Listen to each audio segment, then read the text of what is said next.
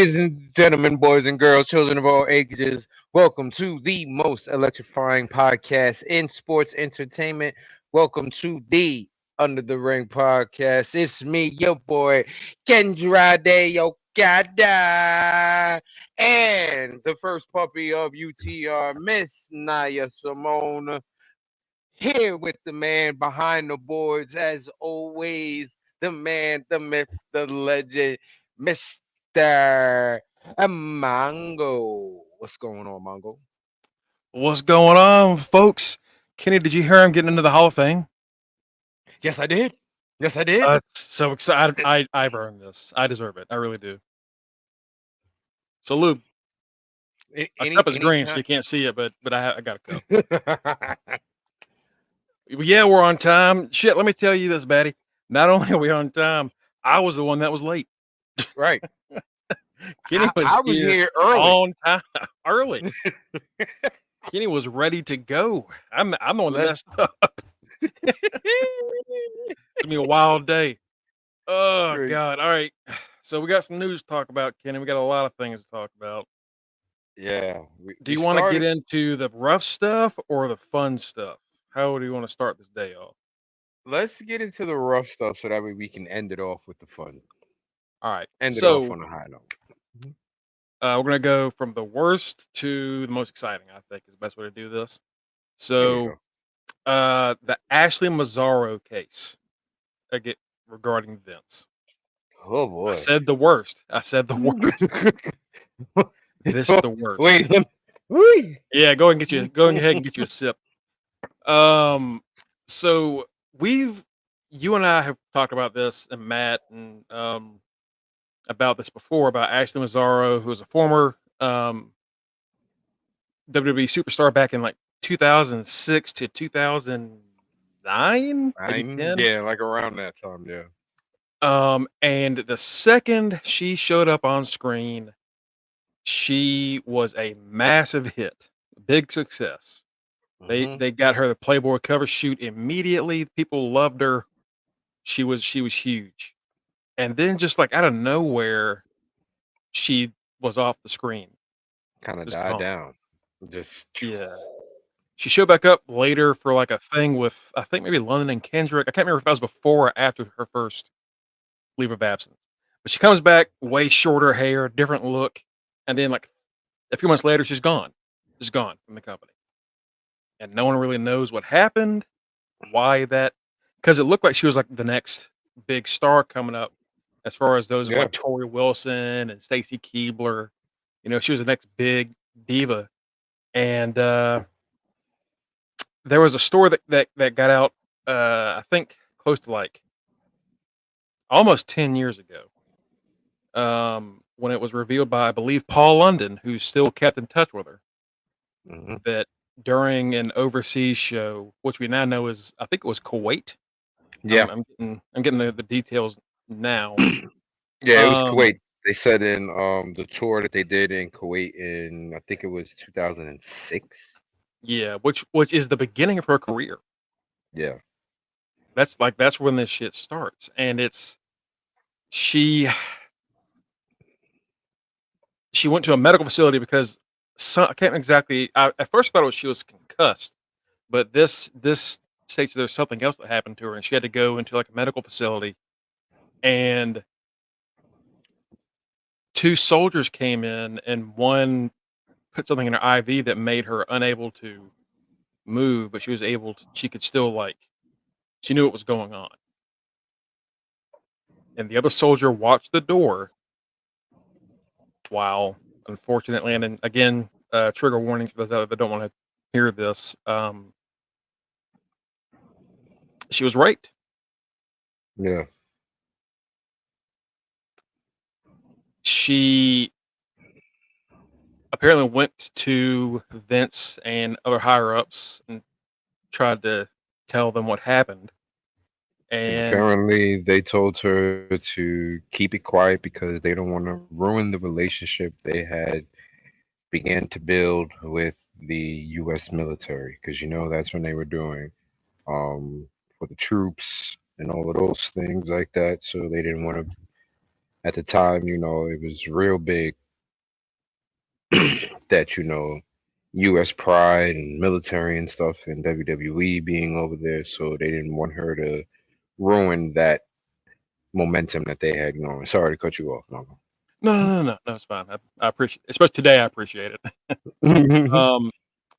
Here I got this from Vice. In a sworn affidavit, her lawyer released in 2019. After her death, she unfortunately committed suicide back in 2019. She said that she was injected with a paralyzing drug and raped by someone representing himself as a U.S. Army doctor while on tour with WWE in Kuwait in 06. Mazzaro also said that top executives at the company, including McMahon and Laurinaitis, told her not to talk about the incident and agreed to not talk about it themselves to preserve the company's relationship with the WWE or with the military. In the affidavit, Mazzaro says he told me not to let one bad experience ruin the good work they were doing. Bro, a bad experience is like going to Subway and the meat is like 3 days expired. That's a bad No, experience.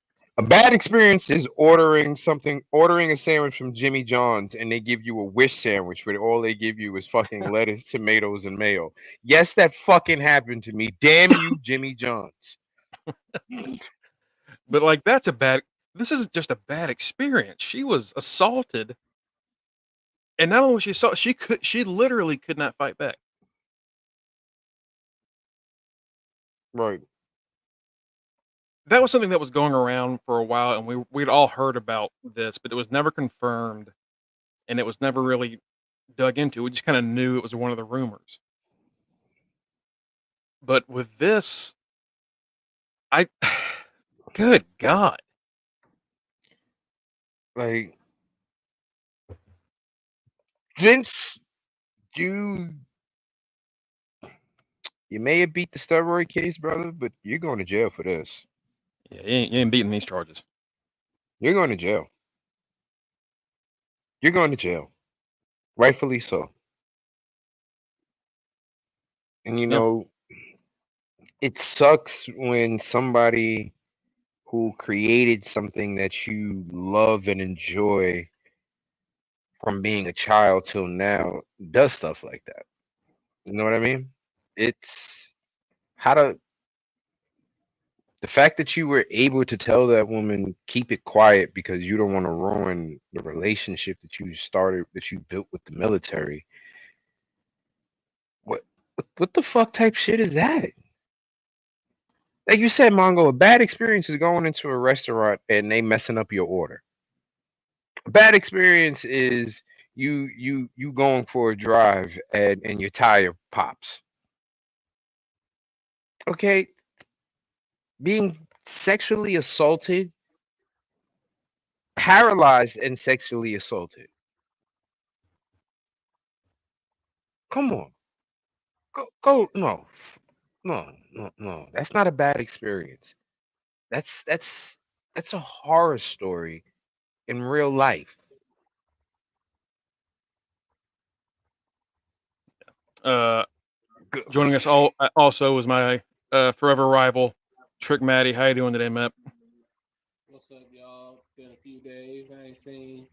Y'all ain't seen my beautiful face, and I haven't seen y'all's beautiful faces. What up, Cookies? What up, Batty? What up, everybody?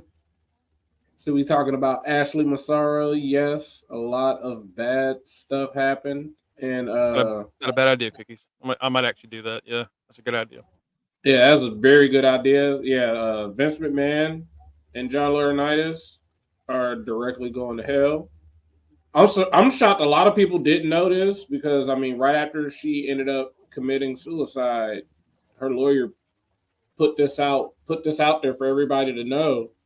And the fact that this is literally the reason why she ended up killing herself. Like the trauma in all of this was unbearable for her. Like And for they're them to gonna just say it's a bad experience it's not a bad experience, like Kenny said. they're gonna fuck around and hit Vince not only with the sex trafficking, they're gonna wind up hitting him with a manslaughter charge. Because like you just said, Matt, this is a direct cause of her um committing suicide. They're gonna wind up hitting him with like probably a manslaughter charge for that. So he's going to get the whammies. And those type of charges, sex trafficking and manslaughter, you don't go to Club Med jail. No, no, no, no, no. Going to jail.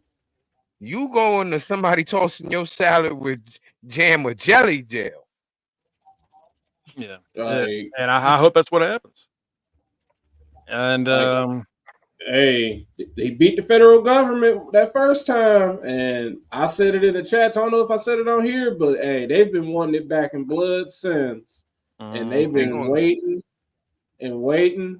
And they last summer they went to his house and looked and searched Vince McMahon's house.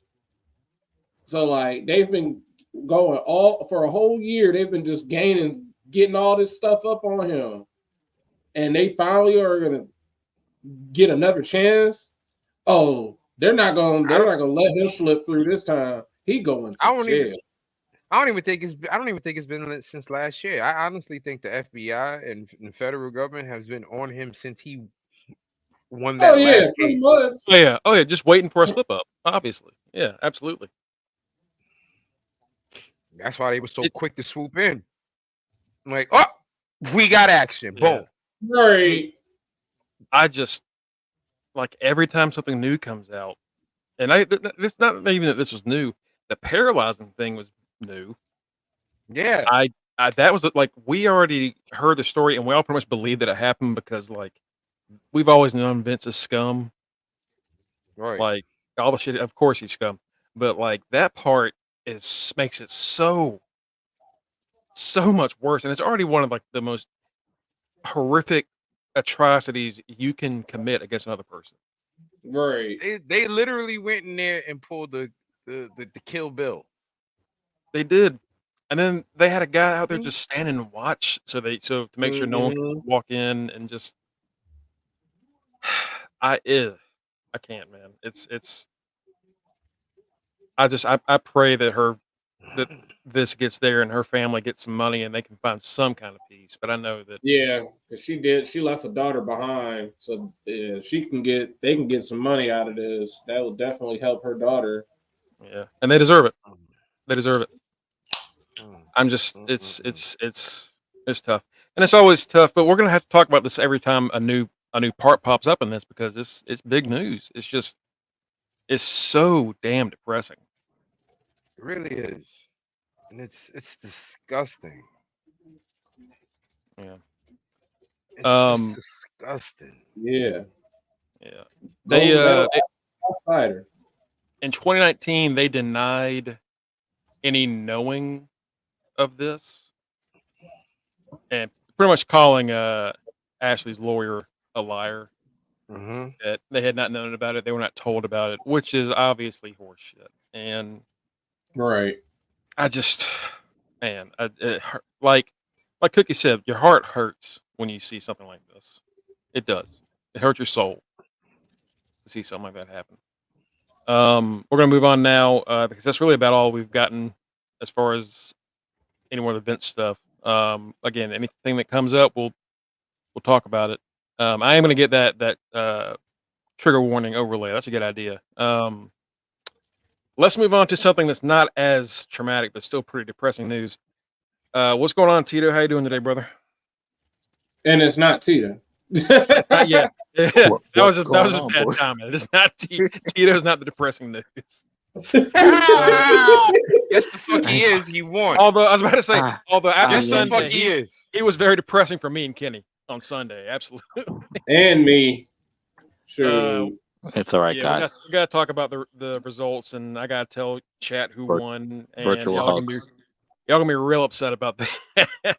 Oh, y'all gonna be mad. Before we do that, let's talk about another piece of news that really pissed us all off. Yes, as of yesterday, effective immediately, Scott D'Amore is no longer with TNA.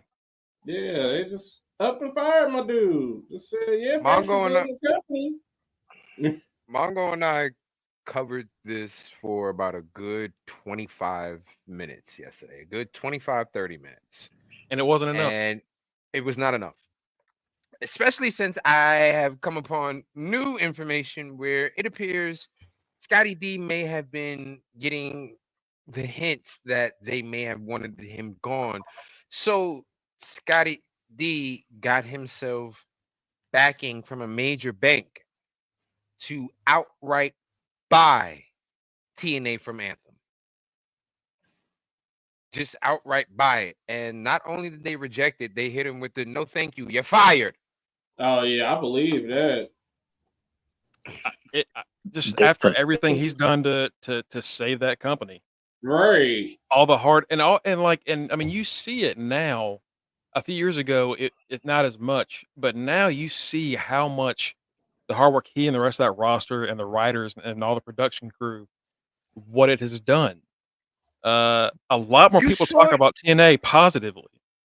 You saw it in just them announcing the fact that they were bringing back the name TNA. You saw the pride that they had. Like, yo, we worked hard to bring this back. We worked hard for come from out the gutter. We are And remember, TNA and we are here now. We're here now.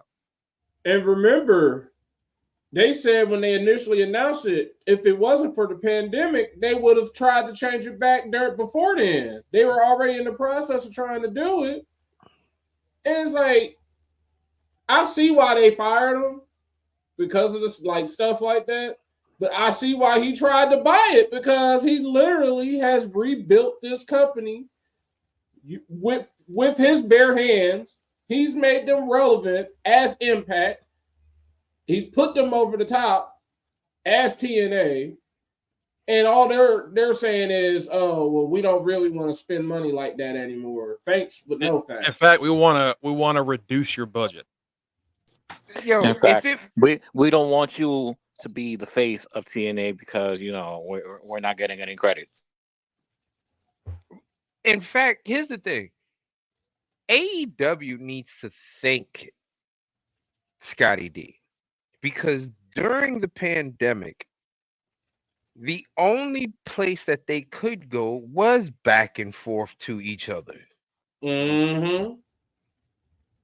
And having Omega appear on Impact and his feuds is what got AEW a lot more views. And all they Come on. asked for was Christian Cage. Right. I was talking about that today with some people about how AEW really fucked over Impact and Scotty. Because when y'all look back on that relationship, Tony would appear on every episode of Impact and tell them how much this show sucks. Right. And he'd Yup. have former talents from TNA, Brian Cage, who was a champion 6 months prior, their world champion, and Chris Daniels and a few others, saying how much that company sucks. And here's the Dynamite card. You want to watch Dynamite instead next week. And, I got the comments that, oh, no, they were just playing heel for TNA. Of course they were. The issue is they never got their shot back. Right. Kenny ends up losing his title to Christian, who Right. then dropped it to Josh Alexander. It's So you couldn't even bullshit. lose it to a TNA guy. Right. And that's the thing is like Scott D'Amore and the rest of that whole company, And they took it on the chin and built from it. they took shots and they dealt with it. And they didn't go on Twitter and bitch and whine like some others do. They said, all right, that's what we're going to do. That's fine. We're just going to move on and keep growing. And damn it, that's what they did. And look who reached out to them. WWE. Mm-hmm. Mm-hmm. Look what he did with no money. Imagine him with one money, maybe two money. Like, what can he do? Like it makes no sense. It makes sense. I see why they did it. Oh no, you're not about to build this all up. Like Kenny said, and Tito said, we don't get credit. Well, But here's the thing: they would have gotten credit if they had approved a budget increase that he was asking for 3 years. Pretty right. much. They would have been like, we'd have been like, oh, Anthem spending that money. Okay, we see you.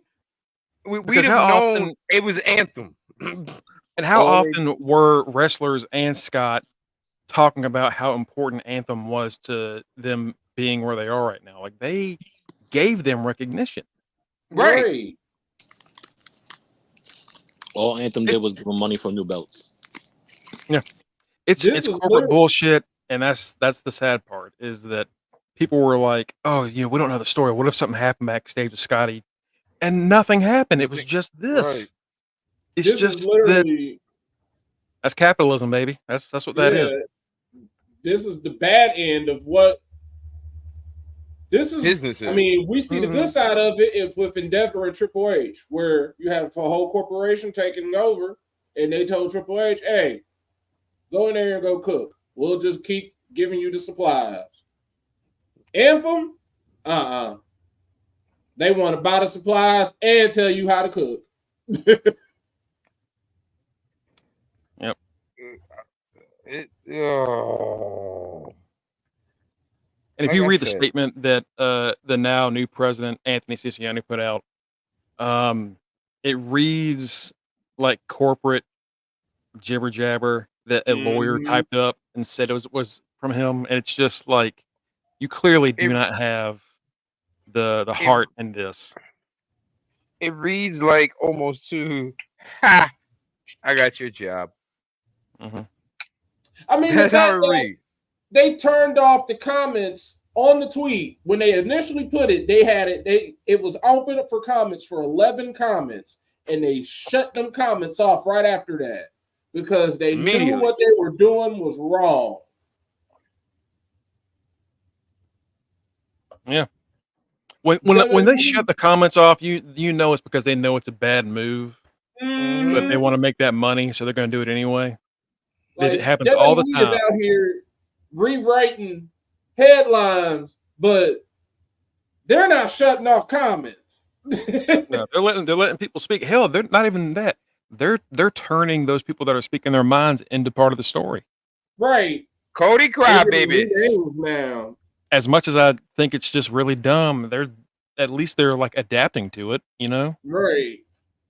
Before they would just ignore criticism, but now they adapt to the criticism, which really is a big difference. What you call it? That's because Trips is in full charge now. He's like, look, niggas is talking shit about us. We can't just. They got Endeavor got a whole social media team. Their whole social media team and doubled up now. This is bad press for us. Yeah, it sucks. Today on Busted Open, Tommy Dreamer talked about this, and he's always very neutral and in the sense of, my god, Tommy. I'm gonna miss Scott. He said, I'm sure because they put up clips on the YouTube channel now, so I'm sure we can find it. But he said that he thinks that we need to give the new president a chance because everyone he spoke to about working with him has said good things, and he's worked with them before, and he thinks there's good things to come from him. But then he began crying on air because of Scott leaving. Oh my god! And it's like, well, then if you're this upset about it, then it feels why like why are you giving the guy a chance? it sounds like you're blowing smoke up the guy's ass to try to save your job. It doesn't sound like it sounds like you're on Team Scott, but you don't want to say you're on Team Scott. Scott, let me be digital media champion. he's he talked about how important Scott was to his career after he left WWE and what he does for a lot of talents that get shunned and what and how they can turn around and what TNA means to everybody there. And it's just like you can't just sit on the fence, man. You gotta make a choice. Like you gotta make a choice here. And maybe it's just because, he doesn't want to get fired, and I get it, but it's just to say, fans need to give him a chance after he screwed over the guy that we were all behind and like rallying. This is like if someone was bankrolling ECW and it wasn't Vince McMahon and WWE, just some other company. And right when they get to their height, Paul Heyman's kicked out. It's like, yeah, now here's Bob Jefferson. He's the new president. Who the fuck is Bob? Fuck Bob Jefferson. My whole thing is this, Tommy. If you don't want to seem like corporate man and you don't want to seem like you're on Team Scotty, don't say anything. Right. Don't go on that show that day. Don't show up on Don't- Thursday. Don't say anything. Like Dreamer, what do you think about Scotty? Damn. So He was good. Cody he was a gonna good have right. Like that's it. Just leave it at that. Like good man. End of story. So, we all hope that someone picked because, like, honestly, just from what we've all seen, Scott D'Amore has got to be one of the best minds in wrestling right now. Listen, as much as I Someone's said going I to pick him don't- up. As much as I Mhm. said I don't want it to happen, y'all are absolutely correct. AEW would be absolutely insane not to pick up Scotty D. Well, yeah, I mean, you have your opinions, but you're not crazy. You know Right. what, like, obvious the best move is. You just don't want to see it, and I understand that. And if Tony Khan doesn't want to use him on AEW, then let Scott handle Ring of Honor. Absolutely. Ring of Honor doesn't. People like to say Ring of Honor is a great product right now. It's not what it used to be, and they're doing Right. great with women, but that's really about it. Yeah. So like there are things that can be done better. Tommy toes the line because last time he spoke. You know what? That's true. The last time Tommy No, did that about no. Flair, he got fired from Busted Open for a while. He almost lost his job in TNA. So Yeah. maybe, but you know what? This time it's not about a rapist and a sexual assault. Right. It's about your Weird homie old getting man. fired. This Yeah, is just these are- straight up corporate. This is just being just right and wrong. Like, hey, your guy got fucked over. You know what? Tommy damn near got no. canceled. I want Scotty D in WWE. The only issue is where the hell do you put him? Jeremy Borash is already working with Triple H, so is he gonna go in NXT? Honestly, not? I feel like I just feel like having both Scott and Sean in NXT is they book very similar. They book Cooking. very similar with We'll how be they cooking. We'll be But they do. cooking. They book so similar. They do. We'll be If they cooking. If they didn't just make Ava the daggone GM, Scott Yep, could no pop Scott. up. But honestly, HBK does not like being on camera at all. And I thought, I mean, him putting Ava in that spot gets him off TV. But hell, I mean, him and Scott together, like Kenny said, they could cook. But Cook. Scott is so he's so much. He's just everything. So I mean, AEW stupid to let him slip through their hands. Yeah, AEW is the absolute perfect spot, but it just inner me, I would want him there in WWE. But AEW is the perfect spot. You mentioned Borash. It's not just Borash. Abyss is there. A lot of other people from TNA are there that are working behind the scenes. And then AJ's there. Like you have a lot of people there that would back up a Scott hiring. Mm-hmm. So it's not outside of the realm of possibility. I just feel like maybe he'd get a better shot if AW wanted to do it, but that would mean Tony having to give up control, booking something. And yeah, he's not going to do that. He's not going to do that. Control. That's what I'm saying.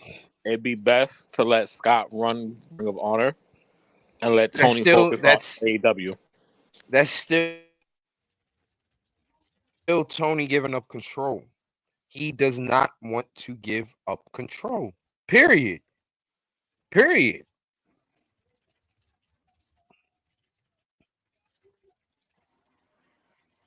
What's going on, Mike? What's up, fellas? We're talking about Scott D'Amore getting removed from TNA.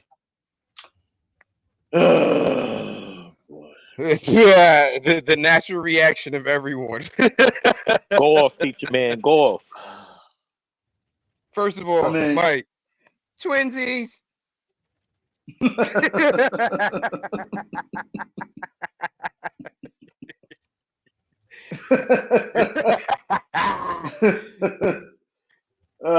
First off, Kenny, I need your 49ers to whip ass Sunday.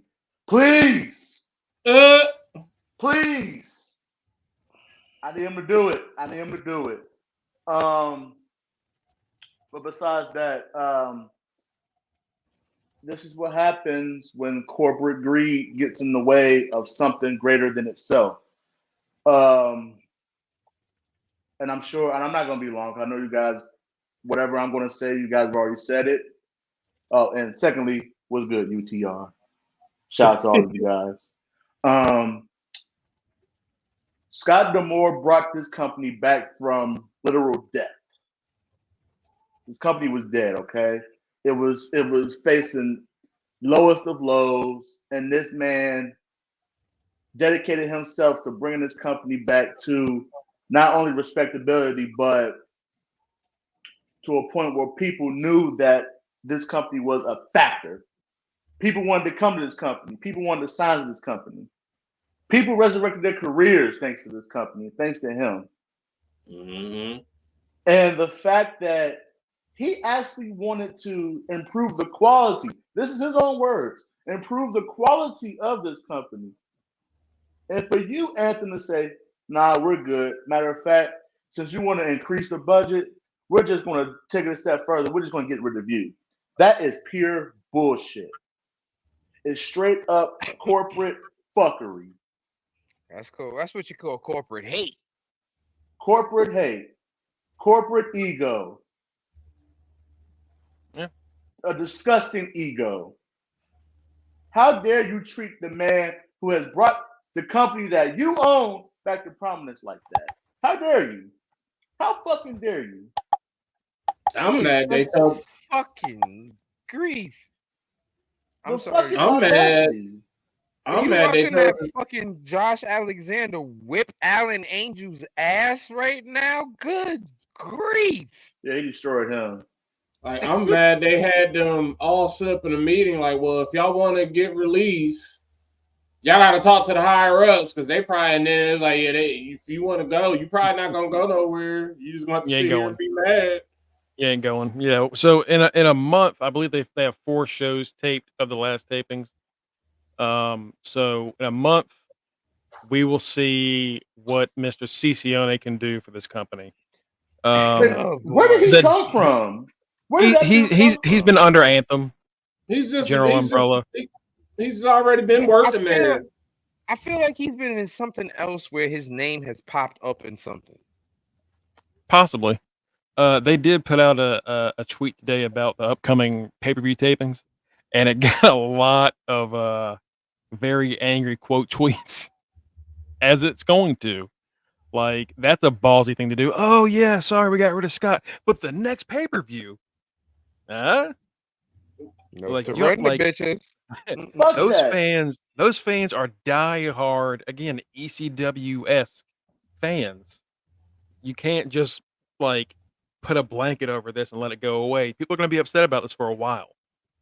Especially after basically this is the restart of the company, and you literally just had your first pay-per-view as TNA again, and the guy running it is now gone. And you know what, man? That's what pisses me off the ground.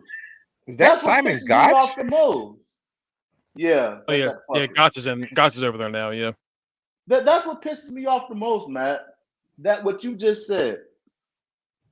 You rebranded yourself back to your original name. The name that has made that company what it is. And you get rid of him? You get rid of him like that? Really? Really? You get rid of him like that? And you can just see, to Mongo's point, you just see talent over the course of the day just speak so highly of this man. How he saved their careers, giving them opportunity, giving them a platform where no other company or no one else had given them a fair chance. He did that. More than half of the roster is quote unquote rejects from another promotion that he turned into pure stars. Deonna Purrazzo, Steve Macklin, Brian Myers. The list can go on and on. Like, and he in between players going back and forth, he's made the people who have come over there for whether it be the long period of time or short period of time that they're there. He's let them feel that they were the stars that they were. And Trinity came over, got the title, held it, lost it to their best female competitor on the roster, as she should. Hell, TJP had a great run after he left, after he was fired from WWE there. Right. Yeah. Ends up having like one of their greatest matches ever with Josh Alexander in that Iron Man match.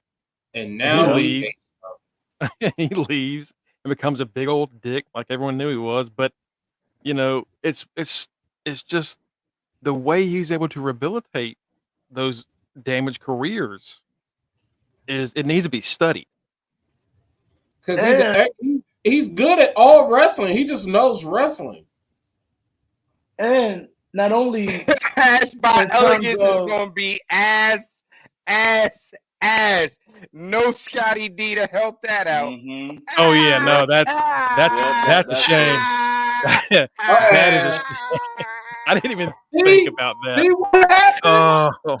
See what the fuck happened? See what the fuck happened? Yeah, Dana, you're fucked, baby. Mongo was trying to defend that girl. Because trying to defend that girl. I was because Scott was there. Because Scott was there, and that man got us to care about Brian Myers. All right, Brian fucking Myers. That man got us to care about one of the what was that group that Steve Macklin was a part of in WWE? The Forgotten Sons. He made us care about one of the Forgotten Sons. Like, are you shitting me? Well, guess he could have done it. He ain't there, so it's definitely ass by ass now. Oh, it's done. It's done. You know what? I'm sorry, Dana. You said so they fired him because of the budget increase. I bet you her ass was the motherfucking budget increase. She got his ass fired. She got his ass fired. Dana went from like one of Mike's favorite people to like this pod's most hated person. So she got Scott fired. She was the budget increase. They said, For fucking Tony Storm off of Timu. Oh my god. Ass by Elegance is about to be ass by ass. I mean, y'all done fucked up. Y'all know you done fucked up now, right? You know you done fucked up. I mean, and to you guys' point about Scott D'Amore just revitalizing careers, right? Because he's not even a good kind of ass. He allowed people who were TNA fans back in the day, who gave up on the company. He brought those people back.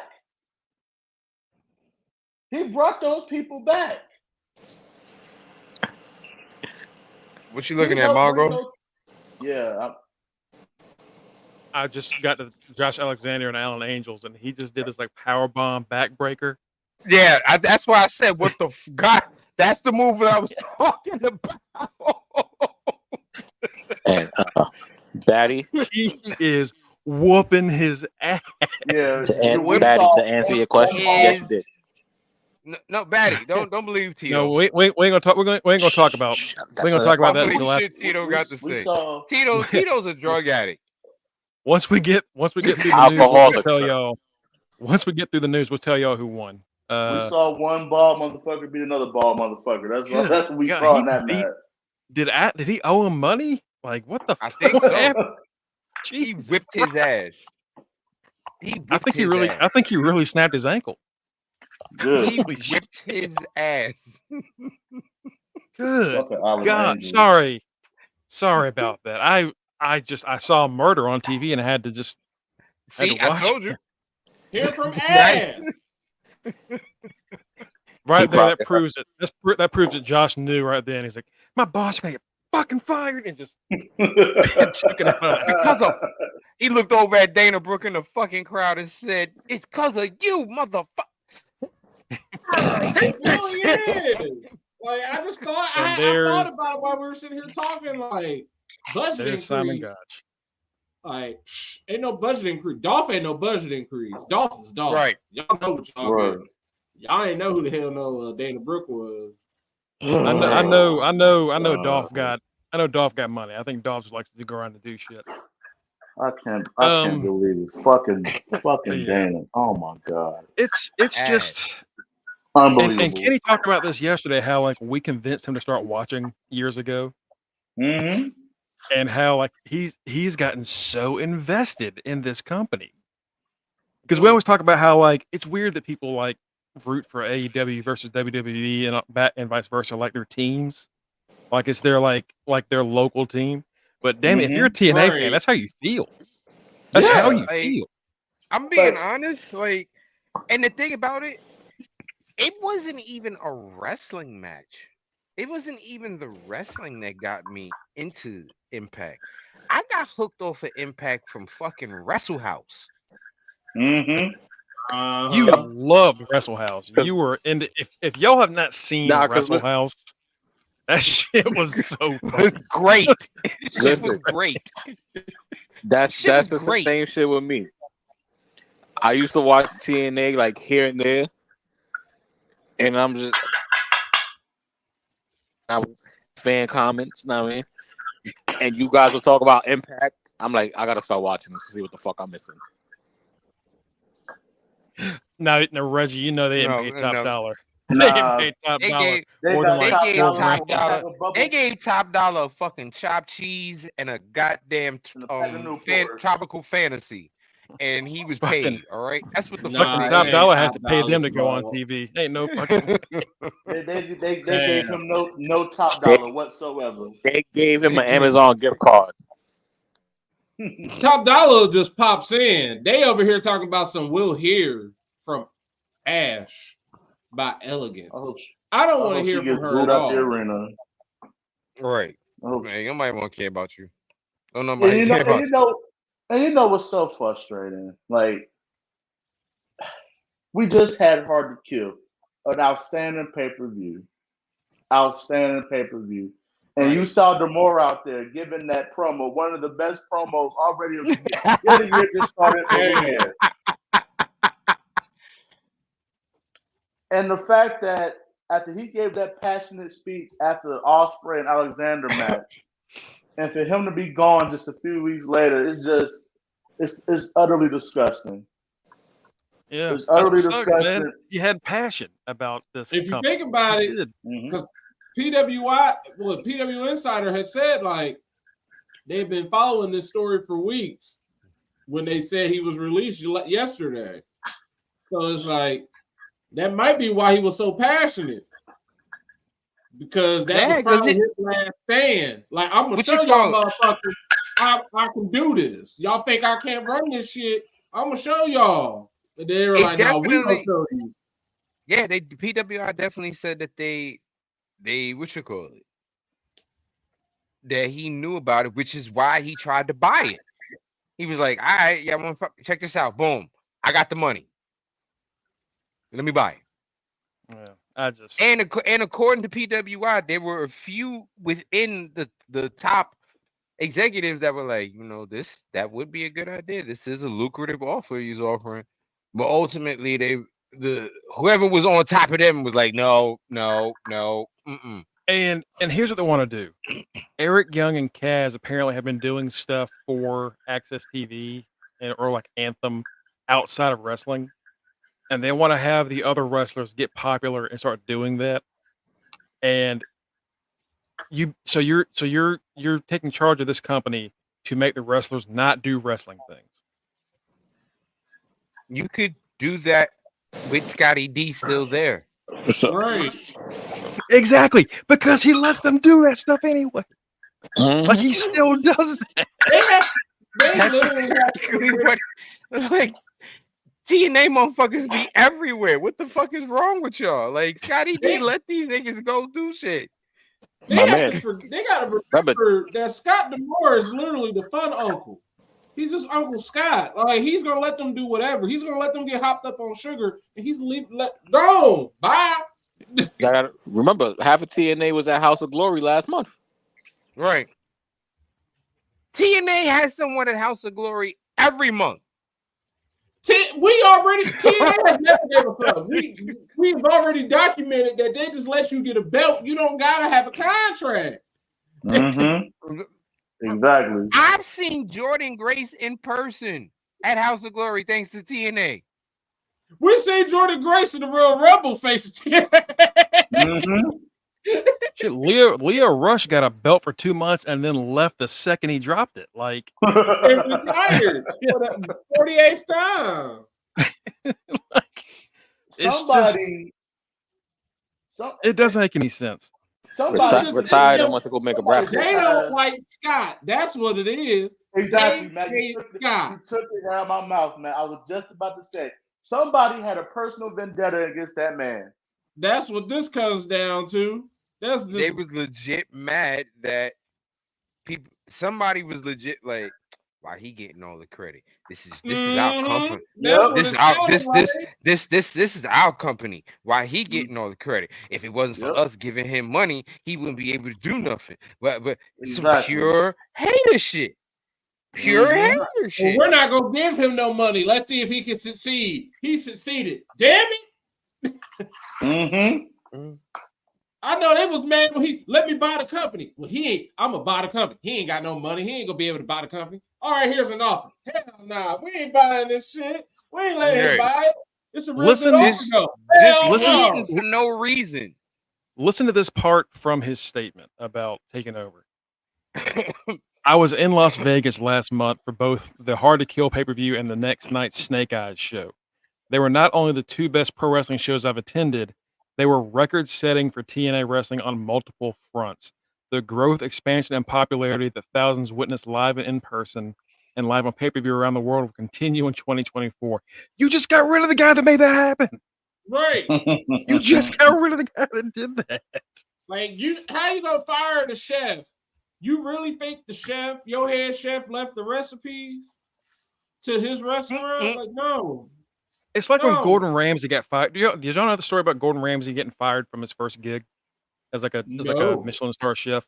He was working at his restaurant, and essentially they fired him because he was kind of getting a little arrogant, but also like they just wanted to have a different chef there. So he leaves, takes all of his recipes, opens his own restaurant. Rest is history. And right. Damn. Oh, well, I just could have been you. So you know. Here's the thing. I'll tell you this right now. The running joke with TNA used to be, oh, they don't have no money. We saw a WWE pay-per-view when Samoa Joe first started in NXT, and people were chanting TNA, and he went, "Pay me my money." Bingo. That was the last time we heard something bad about that company. Scotty D took over right around then, and next thing we know, it was right in that Anthem, right when Dixie finally sold it to Anthem. But the running joke for them, like Kenny said, was a lot of folks, they was hitting folks with the, we got you next time. I owe you. Here's your check, but don't cash it until this date. Taylor Wilde was like their youngest ever Knockouts champion and like the future of the Knockouts. And they were not paying her enough, so she had to get a second job at Sunglass Hut. Or Alex Shelley. She came back during Scotty's run. And yeah, Alex Shelley. Yeah. Alex Shelley finally gave up his benefits to be a full-time wrestler because of Scotty D. Yeah. I mean, just, I'm sure we're going to hear more about this as like the weeks go on, but it's just the morale in the locker room the morale in the locker room is incredibly low. It's incredibly low. As it should be. And you know what, Mongo? And you know what? We've seen this company go through phases where they just lose a shit ton of talent, survive, reload.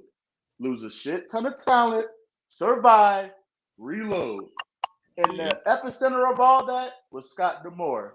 Let's see what happens now when they eventually lose a shit ton of talent. Let's see if they get that talent back. Anthem, you know you done fucked up, right? You know you done fucked up, right, Anthem? It's gonna be interesting to see what they can do because they literally they're doing this and they're on one pay-per-view and 3 weeks in. Mm-hmm. So thanks for getting us the highest ratings and money since we took over here. Now get the fuck out.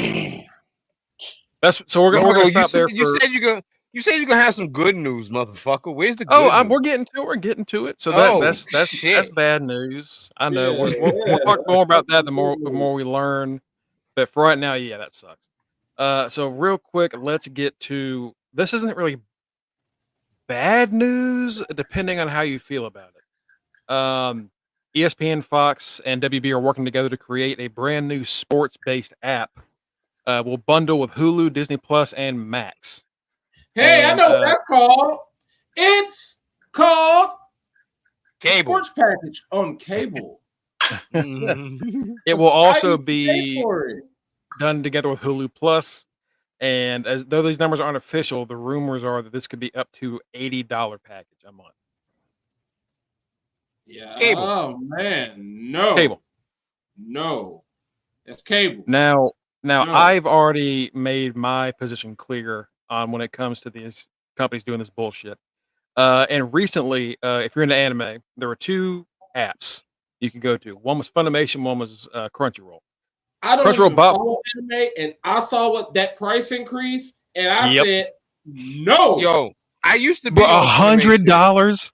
$100? Are you shitting me? It went from $55 for a whole year to $100 starting January 2025. I don't even have my credit card information on file, and I want to take it off file because of that price increase. And they bought Funimation. They're shutting down Funimation. And Funimation had this thing where, if you buy DVDs or Blu-rays back in the day, you would get like DVD extras about things and like commentary and all the stuff. And what the app had was if you would purchase to own stuff through their app, you would get those extra benefits. But now, because they got bought and they're shutting down, those are no longer there. You don't own those anymore. If you paid that money, you're out of luck. Go fuck yourself, is what Crunchyroll said. So I don't trust apps. I don't trust these companies. So this thing right here, to me, looks like more bullshit corporate greed. Mm-hmm. And this is also why, and I've said it before, and I'll say it again, this is why I support piracy. The bad part about this 100%. Ahoy, matey. The funny thing about all of this, they have no choice but to bundle with those other 3. They have no choice but to bundle with those other 3. And matey. Because I will tell you right now, I am watching Access TV. Kenny is mad because I am watching Access TV. No, Kenny is not, because you know why? You know why Kenny is not mad? Because Kenny be a pirate of the sea. A pirate of the sea. So cookies. All right. So cookies. This is what they're doing.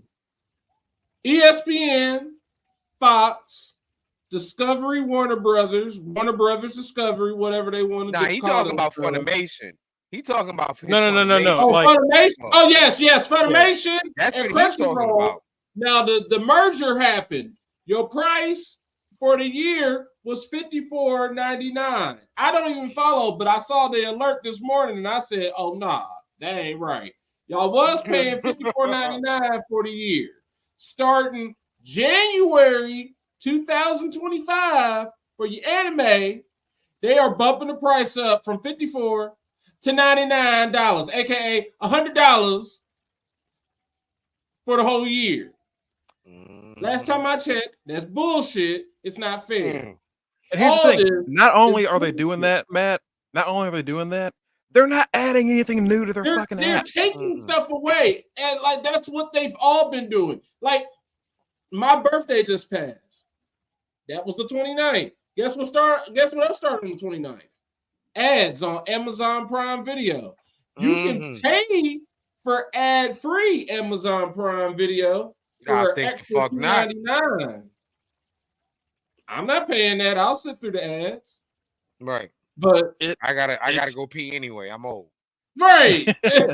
Like it's just, but that's what every app is doing, and that's why I brought that up. Is because we've seen Netflix and Hulu and Disney and all these other ones do this shit, and it keeps happening. And that's why when Netflix bumped their prices up to like $25 a month, I was thinking like, oh, okay, people are finally just going to stop paying for Netflix. No, some people are just idiots, and they will just not stop paying because of the. Here's the thing, I haven't paid for Netflix. It makes your life easier. I haven't paid for Netflix in a little minute because Netflix used to come with Sprint. Right. And I had Sprint. And then it switched over to T-Mobile. And T-Mobile had it for a little hot second. T-Mobile also has something now with Hulu. So my phone provider has been giving me some nice freebie. Thank you. I got AT&T and I got HBO Max. So yeah, that's the thing. They bank on.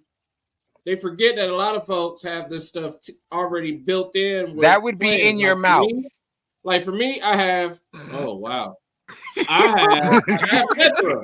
If you're a Metro customer, you can get Amazon Prime for free. So I got Amazon Prime Video for free. Boom. I get MLB and they're under T-Mobile, so I get MLB TV for free. Boom. I mean, if you watch it on Crunchyroll or the other one, you can watch it on there. You done said some shit to me for no reason before too. Listen, $54.99. Daddy, I got a site where you can watch all that. Like, if you already watching it on that stuff, you can watch it on there, or you can go to Tito. Tito can just send you the link or whatever he got to send you. Don't send her nothing else. Just send her the link. I don't know. If I'm getting a link from Tito, I don't know if I'm clicking on that. I'll be honest with you. I think that might be a bad idea. But the bad part that's gonna get my computer AIDS. The bad part about this whole thing is they have no choice but to bundle with a Hulu, Hulu Disney Plus is all the same company. That's all Mickey Mouse. And Max is just Warner Brothers Discovery. They still don't have, one of the sports business podcasts I listened to brought up this fact. They still don't have like no rights to like the NFL. They still don't have like the rights to like MLB. Like I think it was like NFL was going to be the big thing. Like Fox only has NFL rights to certain things. Like CBS, Paramount Plus is not in this. They have the NFL rights. Peacock isn't in it. So like, yeah, it's going to be bundled with some stuff, but you're still going to have to pay for something. And the price is still going to be ridiculous.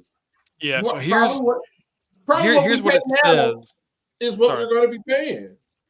Here's what it says that they're going to have. They're promising they're going to have this. And like Matt just said, because things are all split up contractually, they're not going to have all the stuff that they're saying they're going to have.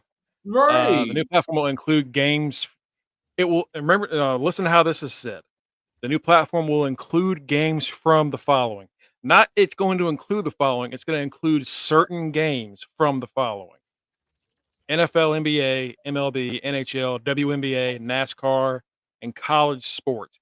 It says you're going to get a few games from these. You're get a few. You might get one you want to watch.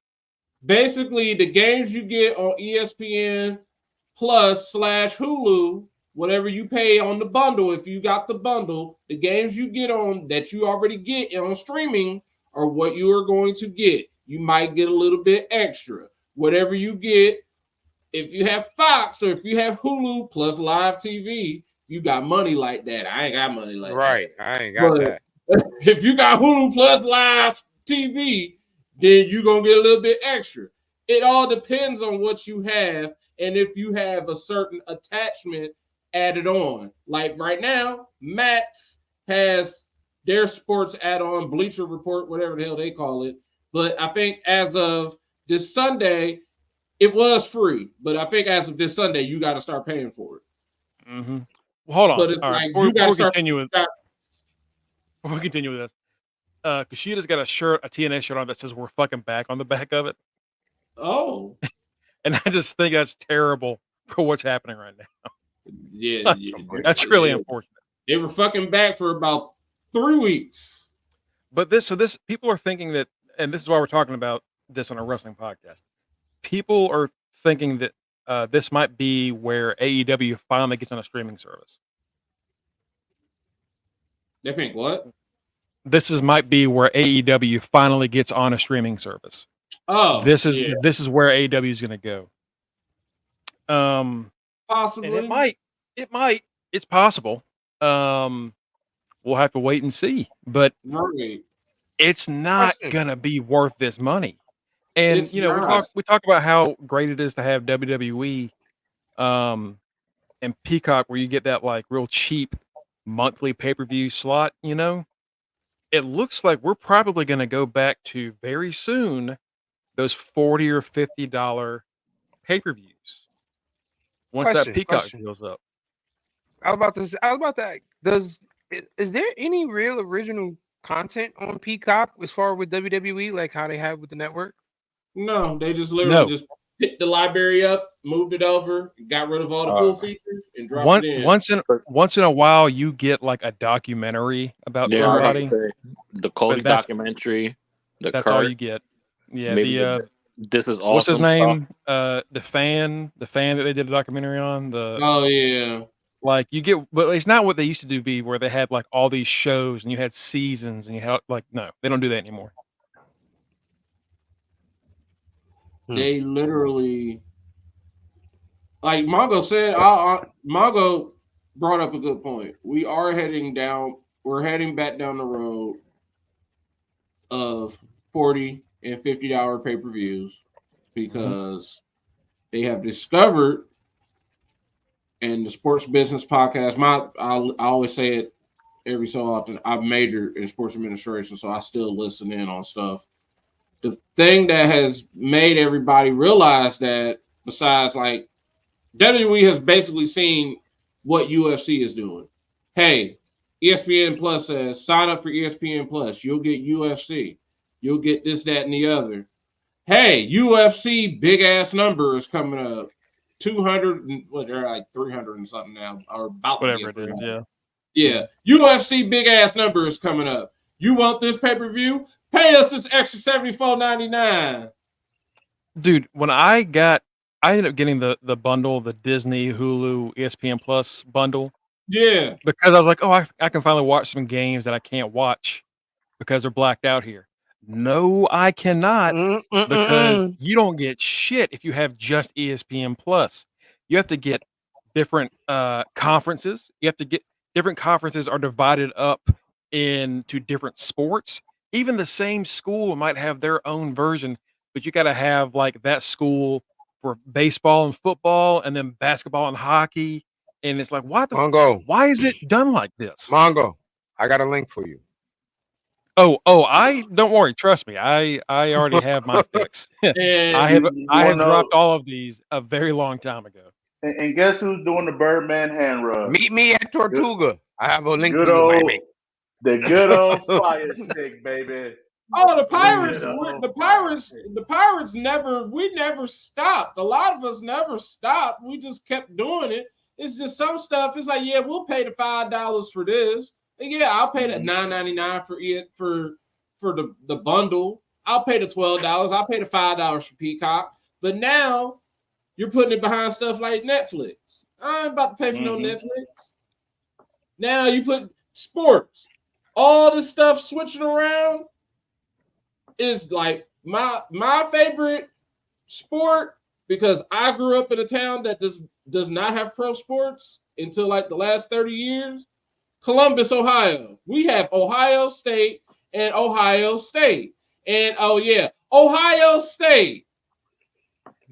So all I know is Ohio State. The fact that everything is being moved around for these conferences is for the sake of money, and tradition is just being thrown out the window. Like the literal fact that the University of Southern California is in the same conference as Ohio State is not right. But because the sake of money, they don't give a damn about that. They're saying, fuck that. We want money, play each other. It's a monopoly. And they're putting Big Ten has they're only on what? They're on Peacock, they're on the Big Ten network, and they're on CBS. The SEC was on CBS, but because of the money, they jumped ship and went to ESPN. And so you can only watch, like to Mongo's point, if you want to see SEC football, you better watch. You better have ESPN. You better have ESPN, ESPN Plus, and all the other stuff that's related to Mickey and his family. If you want to watch Big Ten football, you better have Big Ten stuff. You better have Peacock, and you better have CBS's bullshit. Oh, Paramount Plus. You better have that too. And we're getting to the point that right now we're able to watch the Super Bowl for free. John Skipper, the former president of ESPN, brought it up, and I agree with him. We're getting ready to get to the point that the Super Bowl is going to be pay-per-view. We already got NFL Plus. Don't be shocked when they say the Super Bowl is only going to be on NFL Plus or it's only going to be on ESPN. It's going to be on ESPN eventually too, because they've given them a lot of games over the years. They went from having Monday Night Football to playoff games to super wild card playoff games. They're going to have a Super Bowl. And slowly but eventually, it's going to be stuck behind only streaming. And people going to be mad. And Matt, and Matt, also, what also broke out kind of under the radar this week, the Big Ten, the SEC. They're about to be lying in bed together too. Yeah, they're aligning together to get everything all together. Now, to Reggie's point, Mongo's talking about the Longhorn Network. I mean, they're the only team, they got their own network. Texas Longhorns, the only team they got their own network. They literally just up and taking all they gotta do is just change it from Big 12 to SEC. It's still the Longhorn Network. You know what? I don't pay for that shit. I don't pay for it. I've only watched it about 3 times ever. It's a pirate's life for you. Exactly. So yeah, it's we'll see what this means, but what it really means is fuck the customers. There's a quote that when it comes to stuff like this, I always think about. It's about this guy named Gabe Newell, who's responsible for Steam, which is like a library and a store for like playing games on your computer. Oh yeah. And he was asked about piracy a long time ago, and he says piracy is almost always a service problem, not a pricing problem. Where if you don't offer good services, people are going to pirate your shit. If your price is if your service is not worth the price you're forcing them to pay,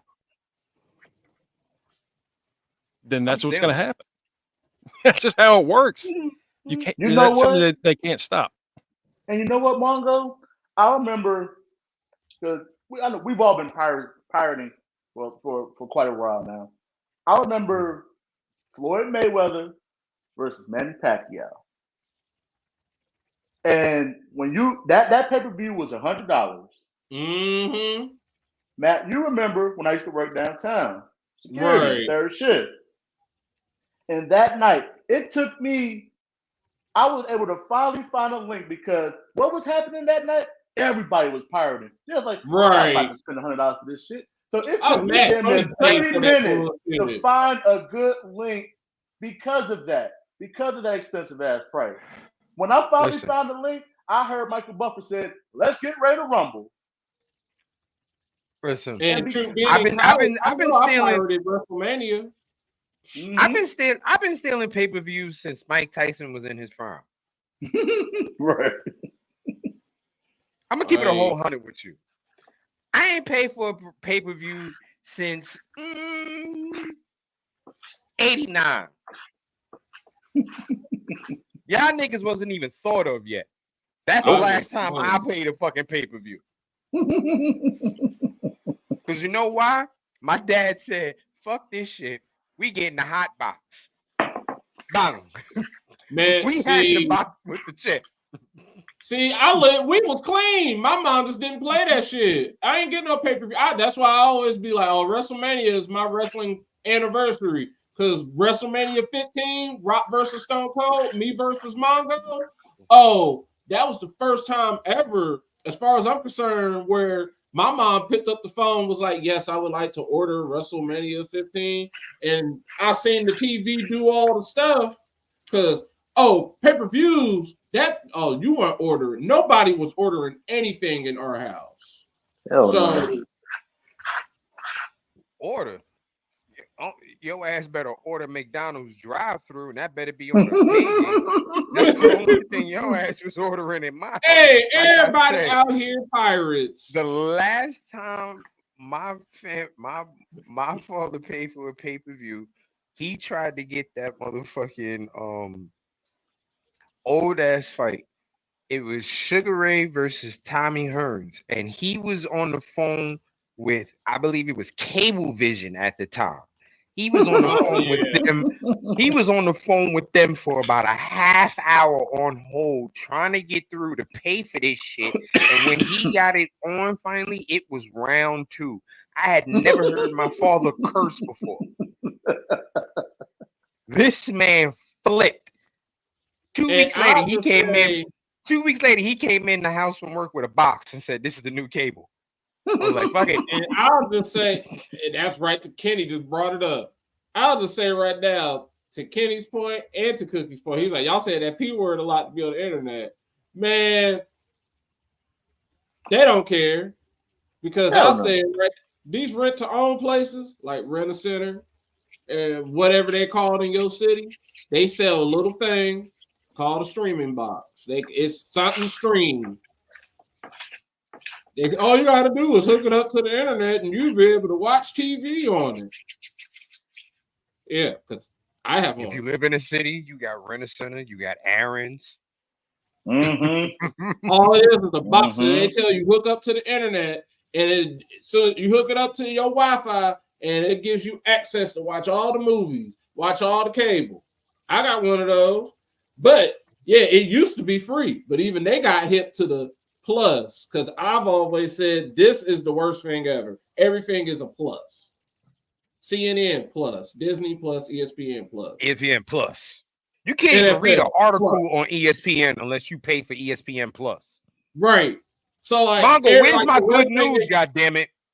The worst thing ever has been good news is next. Plus. Oh, okay. So like they've came up with streaming whoever plus. All it was hey, that stuff that we used, all that free TV, you just paid for the box and we was giving you the TV for free. Yeah, pay us for the TV that you was getting for free. So it started out for me $10 a month. Oh, cool. Then they said, hey, you know what? We're gonna need a little bit more than that. I pay $20 a month. Still better than paying cable. Still way better than paying cable because I get everything. I need my local news. I need my local news. Mike can tell you, I can watch Cincinnati news on this thing. I can watch Columbus news on this thing. I can watch Louisville news on this thing. I keep up with it.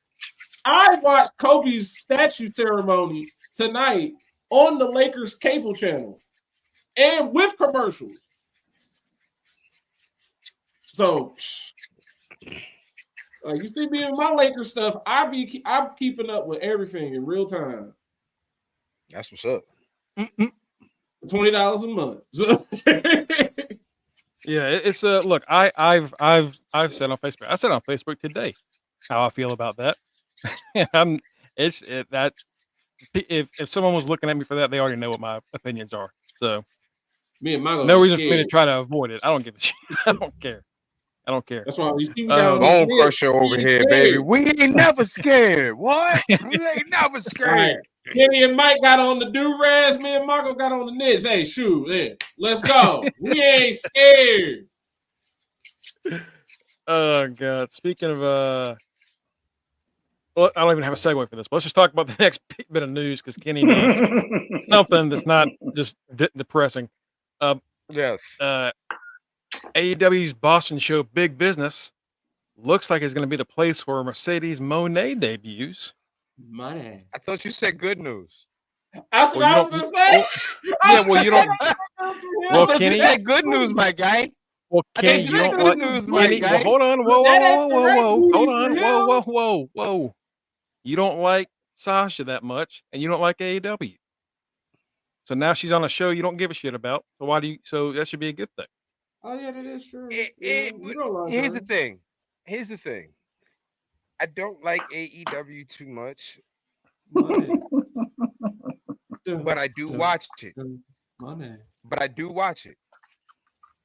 Why? Because I am a wrestling fan, and I will enjoy a good wrestling match, no matter what promotion it is. Plain and simple. I don't care if it's AEW. I don't care if it's New Japan. I don't care if it's TNA. I don't care if it's WWE. I don't care if it's HOG. I don't care if it's whoever. Right. I will watch a good match. And if a good match is on, or if I know about a good match coming on, I'm going to watch it. Plain and simple. Just like last night, I was ecstatic that I didn't have to really sit through the entire AEW Dynamite. The match I wanted to see came on first. Mm-hmm. Yeah, because that main event was some bullshit. I was ecstatic that I was like, oh, we kicking it off with this. I literally, once I saw that they were kicking it off with that match, I literally got in my bed and tucked myself in the covers and was like, oh, I know what's gonna happen after this match. It's a dub for the kid, bro. Like, oh, I watched Swerve win, I watched Swerve go to a draw, but he really won.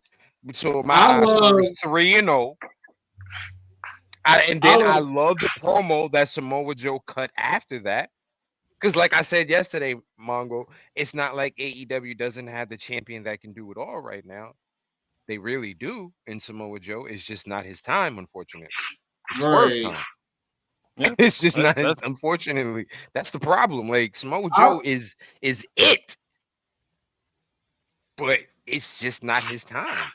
I love the fact they listened to us from last week when we said, get that shit going. Because it's almost time for the next show. Right, like they ended up get us a motherfucking show. feud. Half that show's booked now. They're like, yes, sir. So Matt, we was in here like this last week, like motherfucking time is ticking, bitch. Get this shit going. Like, let's go. In a report from Fightful Select yesterday, they confirmed. I'm pretty sure SRS has said many times in the past few months that Mercedes is going to AEW. It's happening. And last night they said that she's officially signed. I don't know exactly when they signed her, but yeah, she's signed. I saw that they said that she was signed since Wembley. Yeah. I figured she was signed then. I just had a feel like she showed up in the crowd like months before. Yeah, exactly. Months before she got hurt, she was showing up on TV in the crowd. And even then, like even when she got hurt, she showed up in the crowd. So like, yeah, it's clearly she was already signed. If she wasn't hurt, she would have probably debuted way earlier. But the thing that people are excited about is because there's a small bit when Tony Khan's talking about this Boston show. If you look behind him and you kind of squint, you can see the spelling of Boston, which I believe Cookies has here for us. Is Boston with $2 signs for the S's. Mone. So there we go. The quote you said, it was that piracy is not a pricing problem; it is a service problem. But yeah, so looks like we're finally getting Mercedes and AEW. They're also rumored to be getting Camille from NWA. And can I ask this question? I'm scared to say yes, but I mean, yeah, go ahead. What happens to Deonna Purrazzo now? I mean, she wasn't going to win, I don't think, anyway. So I'm not exactly thinking about that. As far as like, where does she go? As like on the ladder? I don't know, but I'm pretty sure she already knew that was happening before she signed. That was her decision, so that's really on her.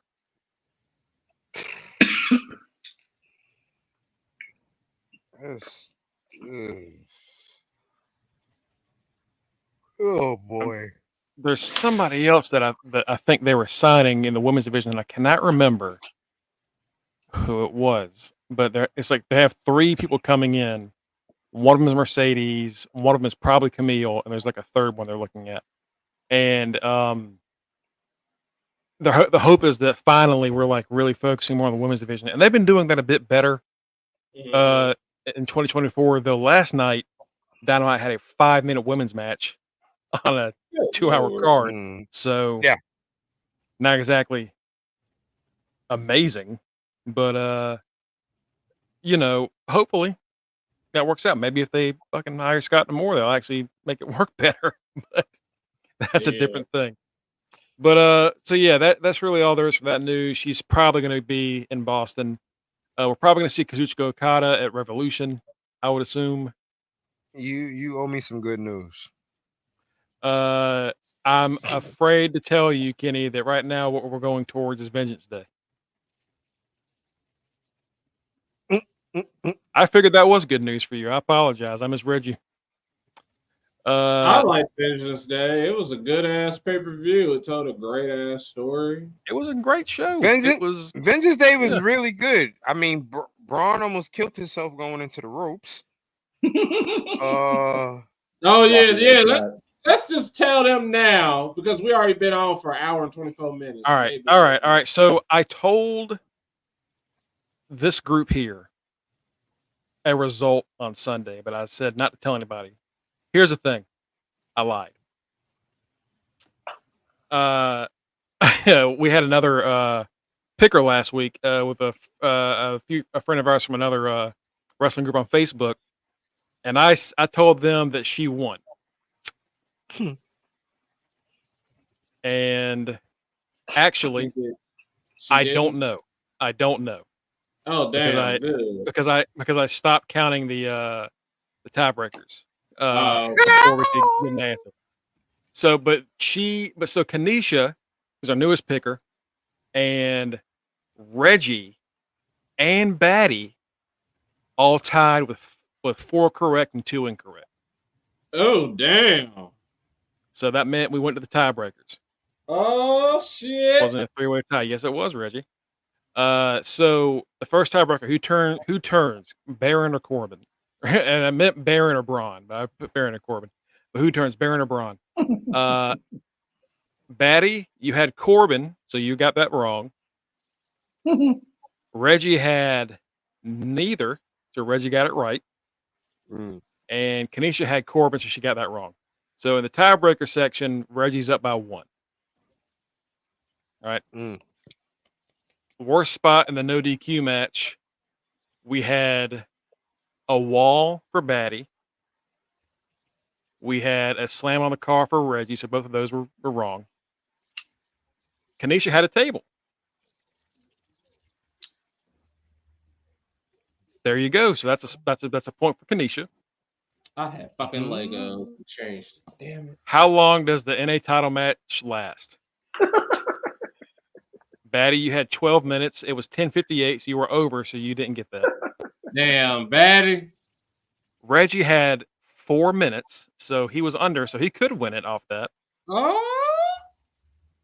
Kanisha had 715, so we have a new champion. Oh shit! Oh, shit. And Kanisha. Are you So congratulations, Kanisha. She's not even here in the chat right now, but we have a brand new champion. And not only that, this is back-to-back times where a new person shows up for one show and wins it. Damn, son. Not only did Kanisha win, she had a better run of picks than Dan or anybody else, except for like Kenny, me, and Jeremy tied 5-1, right? But she had better tiebreakers. So she's picking up there with us. Again? What was the tiebreakers again, Mongo? You son of what were they? Yeah, what were they? For me, you and Tito. So all right, so we'll talk about it. So who turns, Baron or Braun? Kenny had Braun breaker, so he didn't get that right. Mongo, me, I had neither, so I got that right. And Tito had Corbin, so we got that wrong, right? So I'm up 1-0. Worst spot in the no DQ match, botch top rope, no. Dumpster, no. Slam off stage, no. Bad floor landing, no. And something with a chain. And then, how long does the North American title match last? Kenny had 10 minutes. Again, 10:58 is the number. He had 10. That's pretty close. That is cutting it close. I had 3 minutes. Tito had 7:11. So Kenny got the last point in the tiebreakers, and I got the first point, which means we tie again, which means Tito retains and keeps his back. If I hadn't changed my tiebreaker before we went on with that, Kenny be the champion right now. And I didn't change mine from Legos. Yeah, that's the pick that I changed. It would have been another damn tie. That's all right. And still the Intercontinental Champion. So now let's quickly go over Vengeance Day. Again, like I said, a great show. Great show. There was WWE. There was one match. Hey, well, brother, it ain't just you; it's everybody. None of y'all can beat newcomers. That's WWE. Just Hey. So yeah, Cookies, Batty, no, y'all lost, but Batty, you got close. Damn, you were close.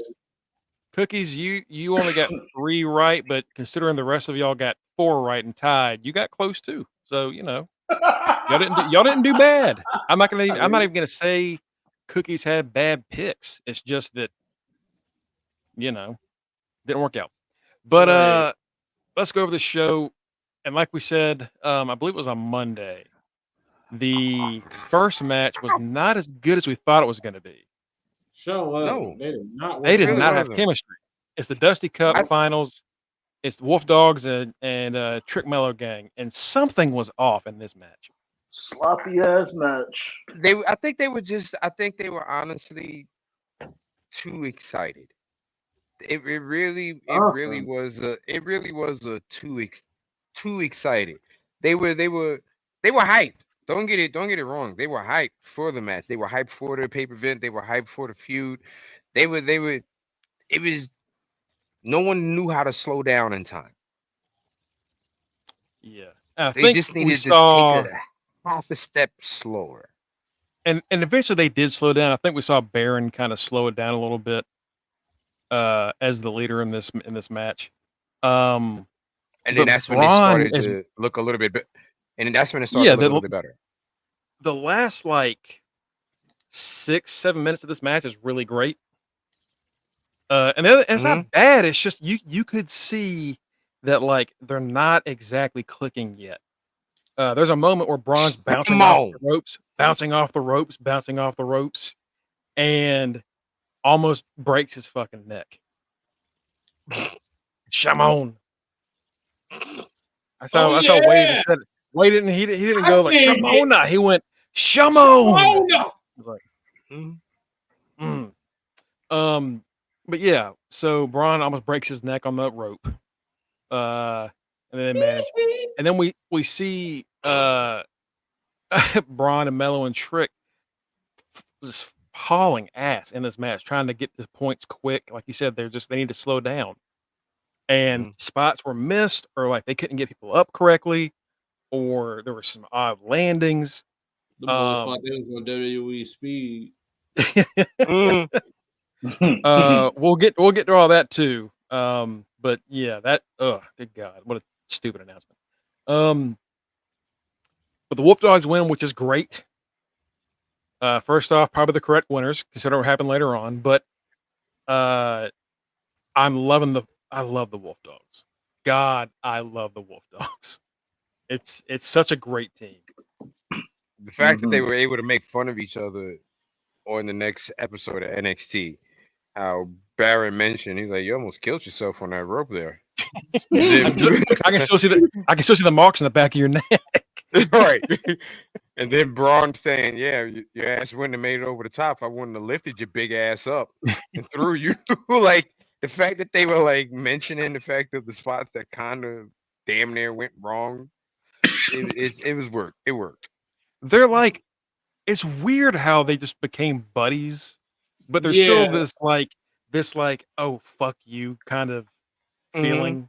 It's almost like his dad and his uncle. Almost kind of. I think they're one of the best things going in wrestling today. I love them. So Wolf Dogs win that. Then we get in a no DQ match. We got Dijak and Joe Gacy, which was better than I thought it was gonna be. It was a wonderful train wreck, is what the fuck it was. It was a wonderful train wreck. Dijak whooped his ass. When the Lego came out, I was so fucking mad. Oh yeah, you had it right there. Yeah. Can't wait to pick first next pay-per-view. Fucking Gacy. Yeah, Gacy really fucked you over. Yeah. Actually, let's see. So I have here that Matt had worse than anybody else. Matt, did you have Mellow Gang, OTM, and Dragon Lee? Mm-hmm. All right, so yeah, Matt will actually pick first next time. Matt picks first next. What? Yeah. Whoa! Yeah. I thought this whole for this past few days, I'm thinking, oh man, I picked this fucking goofy ass Joe Gacy. That just means I get to pick first for. And here's the thing. For what? Here's the thing. And I had a tiebreaker. Nah. Here's the thing, my brother. No surrender Mike. in 2 weeks, the 23rd. Mike, here's the thing. You had 2 tiebreakers. Ain't that a bitch? You would have won. I know I had nobody turned in the tag match. What was the other one I had? You were closest on the no DQ match one. So you would have ended up having 2 tiebreakers and you would have won out of that. Fuck. It's all right. I'll just win at no surrender. Then defended at Elimination Chamber. Ha bitch. See, Kenny, I told you I had some good news. See how pissed he is? Isn't that great? Fuck him and his good news. Damn. And fuck the 49ers. Okay, I'm sorry. I take that. Whoa. Hold on, we got to put you in timeout for a second for that one. That was uncalled for. Thank you. Appreciate that. That ain't, it's too close to the Super Bowl to be saying shit like that. It ain't okay. Next up, we had D'Angelo family against OTM. It was what it was. We don't want to talk about that. Jada Parker showed out though. Shout out Jada Parker. Yeah. Lyra Valkyria beat Roxanne Perez and also Lola Vice, who cashed in during the match. Lola Vice cashing in during the match. Stupid though. The best move. And I believe she's the one that got pinned. Yes. So now she's having a feud with Roxanne, which it'll be a little I think hopefully we're getting close to Roxanne leaving, and this might be like all right, let's see what you can do with Lola. Right. Train her up a little bit. It irritated my soul when I heard her music because I'm like, oh my god, she's gonna cash in right now. That was stupid. You cash in on the winner, dumbass. Stupid. Everyone knows that. When I heard her music and I saw her run her ass out of there, I started howling. I was laughing so hard. I'm like, wait a minute, did this chick actually decide to fight 2 women instead of 1? I'm like, oh yeah, something right up here. Look, we have seen her ass. We have seen the way the brains of MMA fighters work once they get out of MMA. So we probably should have seen that coming. Let's be honest. They're all kind of dumb. They're all kind of dumb. Just booty. Especially when it comes down to cashing in. Yeah. Because remember, wasn't Ronda's beef with Nia that she cashed in? Yes, with Alexa. It's like, you cashed in and cheated me. Like, that's what the fuck. Oh yeah, that's what pissed me off the most. There's always something with a cash-in that they don't understand. Exactly, Matt. She said she was a long-time fan. I was like, you should know what that briefcase does then. What are you doing? That's what pissed me off about her instantly. You said you were a fan, so why are you mad you got cashed in on? You should already know as a champion what is up. Even the first cash in, when Cena got cashed in on at the Chamber and we didn't know they could do that, he came out on Raw the next night and was like, you know what? They played me. They got me good. Like, if he's not mad about it, and we don't even know the rules yet. She came out the next night, they cheated me. Bitch, no. You knew what it is. No. Dumbass. No. Next up, we had Oba Femi and Dragon Lee, and these boys cooked. Guys, Oba Femi. Oh, man. I think Oba Femi might have it. There's something. You know who he reminds me of a little bit. I was watching some highlights of this guy the other day. Monty Brown, the alpha male. Ooh. Just a shit ton of talent waiting to be, brought out, and just a fucking monster. Definitely Monty Brown, not Marcus Corvon. Not Marcus Corvon. No, Monty Brown, the alpha male, baby. I'm talking about former football player turn ass kicker. This should have been TNA NWA champion. That's why we can never really truly forgive Jeff Jarrett for ruining that man's career. He had it. But like, I look at the way that Oba moves in that ring and just explodes with everything he does. And it just reminds me of him in the Pounce so much, to the point where I think they should just give it to him. It's like it's just if you have the size bestowed on him. If you've got the size and the speed, the Pounce is a sick move. But Oba and Dragon Lee, great match. It really was. I was very surprised, and I told y'all that shit was gonna go longer than what y'all thought it was. Hey, I really thought they were gonna do that. I was like, he's gonna whoop Dragon Lee's ass and send him back. Nah, because I told you the way he won the contract. It was a struggle. You're right. Was a long ass match. I was like, even after that was after Dragon Lee wrestled a match. So yeah, that's good. Yeah, you're right. We should have listened to you. And then I would have won. Damn,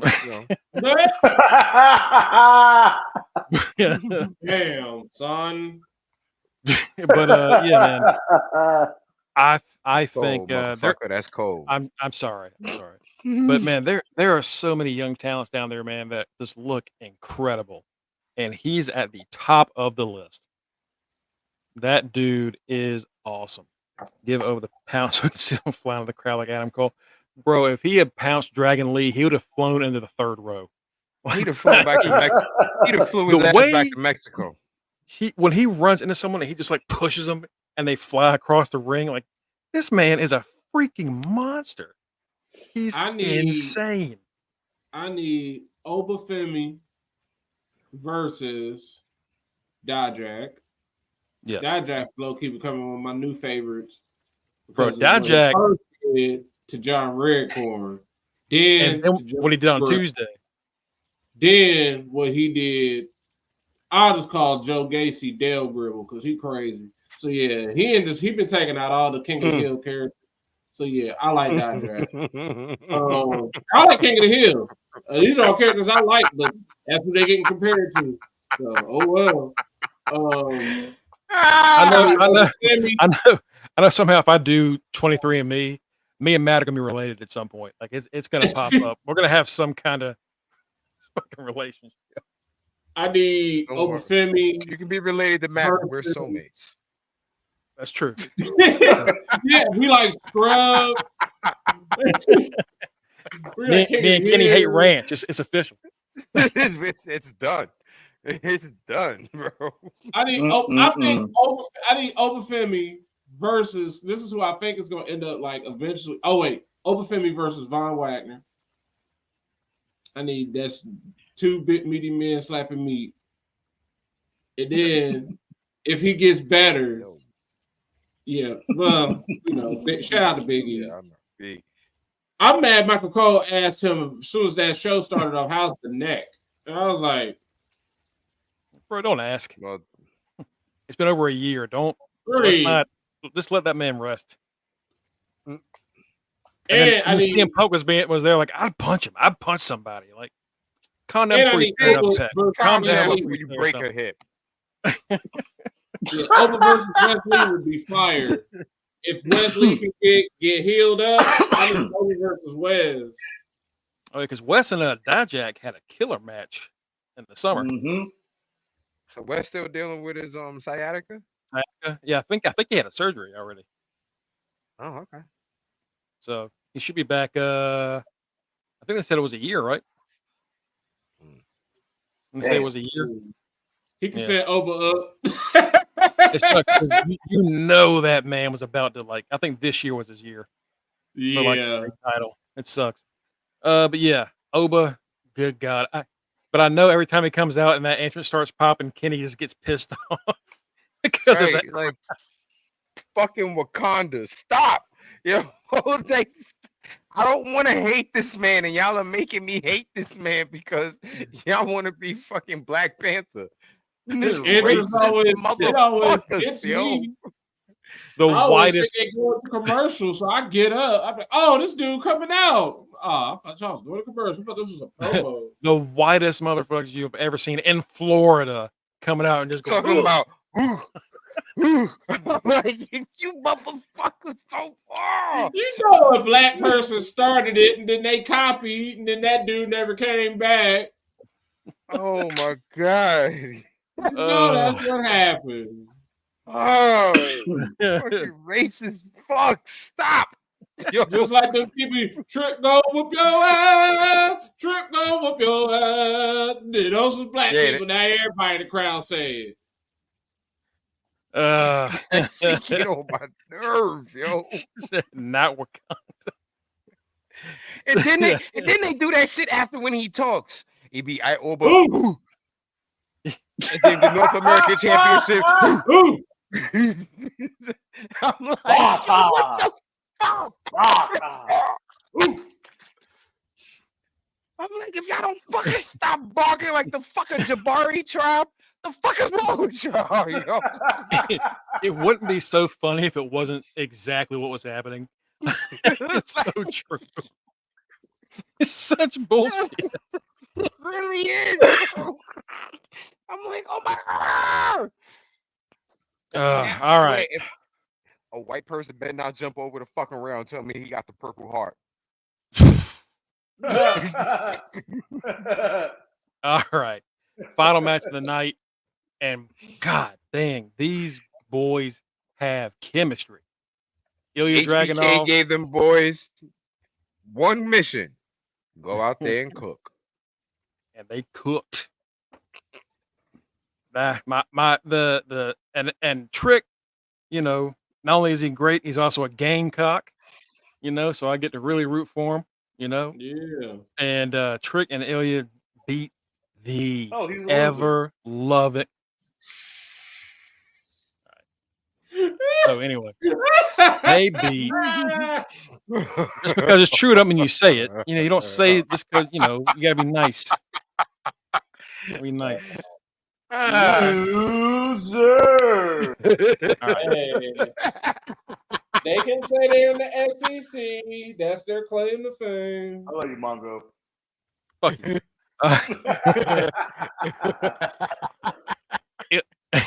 Ilya Dragunov and Trick Williams, they beat the shit out of each other, guys. They beat the holy blood hell out of out each of other. Yeah, Fucking blood out of each other. Mouth got busted. But it was God. They just and honestly, that's an Ilya thing. Every time Ilya gets in the ring with anybody, and they're gonna make it like a main event, they go off. But something about him and Trick together is just special. I don't know what it is. Listen, I'll tell you what it is. He's reaching Mox territory with the bleeding. Okay. Yeah, he needs to calm down a little bit. Yeah. Yeah, especially after that boop in the fucking forehead he caught this. I'm mad NXT ripped off old boy though with that. They do the Sonic ring. The Hang 'em High guy. Yeah, they ripped him off. Yeah, that sucked. Dijak hit him with the Ilya. He did. Dijak, Ilya leaned into it like, what?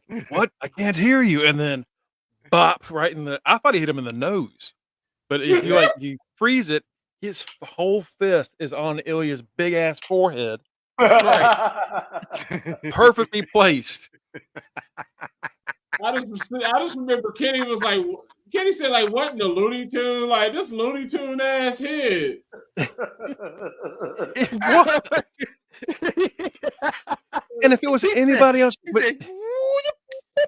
Dijak, he really did. He like went. I thought his fucking arm was stretching the way he did this shit. Like fucking like Michael Jordan going for that dunk. Just You know what that punch reminds us of? When Trips decked the shot at Kurt Angle?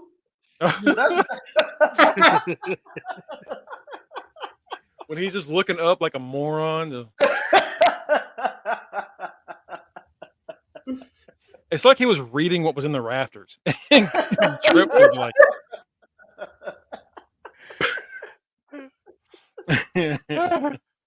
Yep, that's me. I bet you're wondering how I got here. Gotta love the attitude there when you can see people just be concussed live on TV and they just be like, yeah, do it again. They said do it again. Like, no, they didn't. They're dead. But Trick, you know what it is? You know what the chemistry is? They're both high impact, but Trick is a great seller. You said it. I said it and I'll say it again. Trick is one of the best sellers in the company right now. That's going to be what gets him up there. Is he makes everyone look great when he takes their shit. And you know what? Also, too, Trick is very tall and lean, and when he does a lot of his moves, he gets full extension on his moves, so it accentuates like impact. The selling aspect of it, so it makes it look better. Like Trick has a great fucking drop kick. Mm-hmm. Yeah. For somebody being that goddamn tall, the way he gets parallel to the goddamn ring with his feet, with both foots in the face, it is pretty fucking impressive. You know what position he played in ball? He was a wide receiver. Which is where you extend yourself. Like, hire more wide receivers for wrestling because, like, you make a lot of sense. That's what. No wonder he's so good at cutting a promo. He's already a diva. That boy's been talking shit for years. Yeah.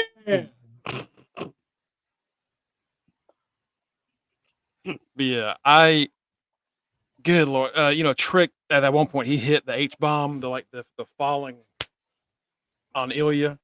And for some reason, I thought that was it. I don't know why, but I thought that was it because he smacked the shit out of him. Okay. Here's the thing.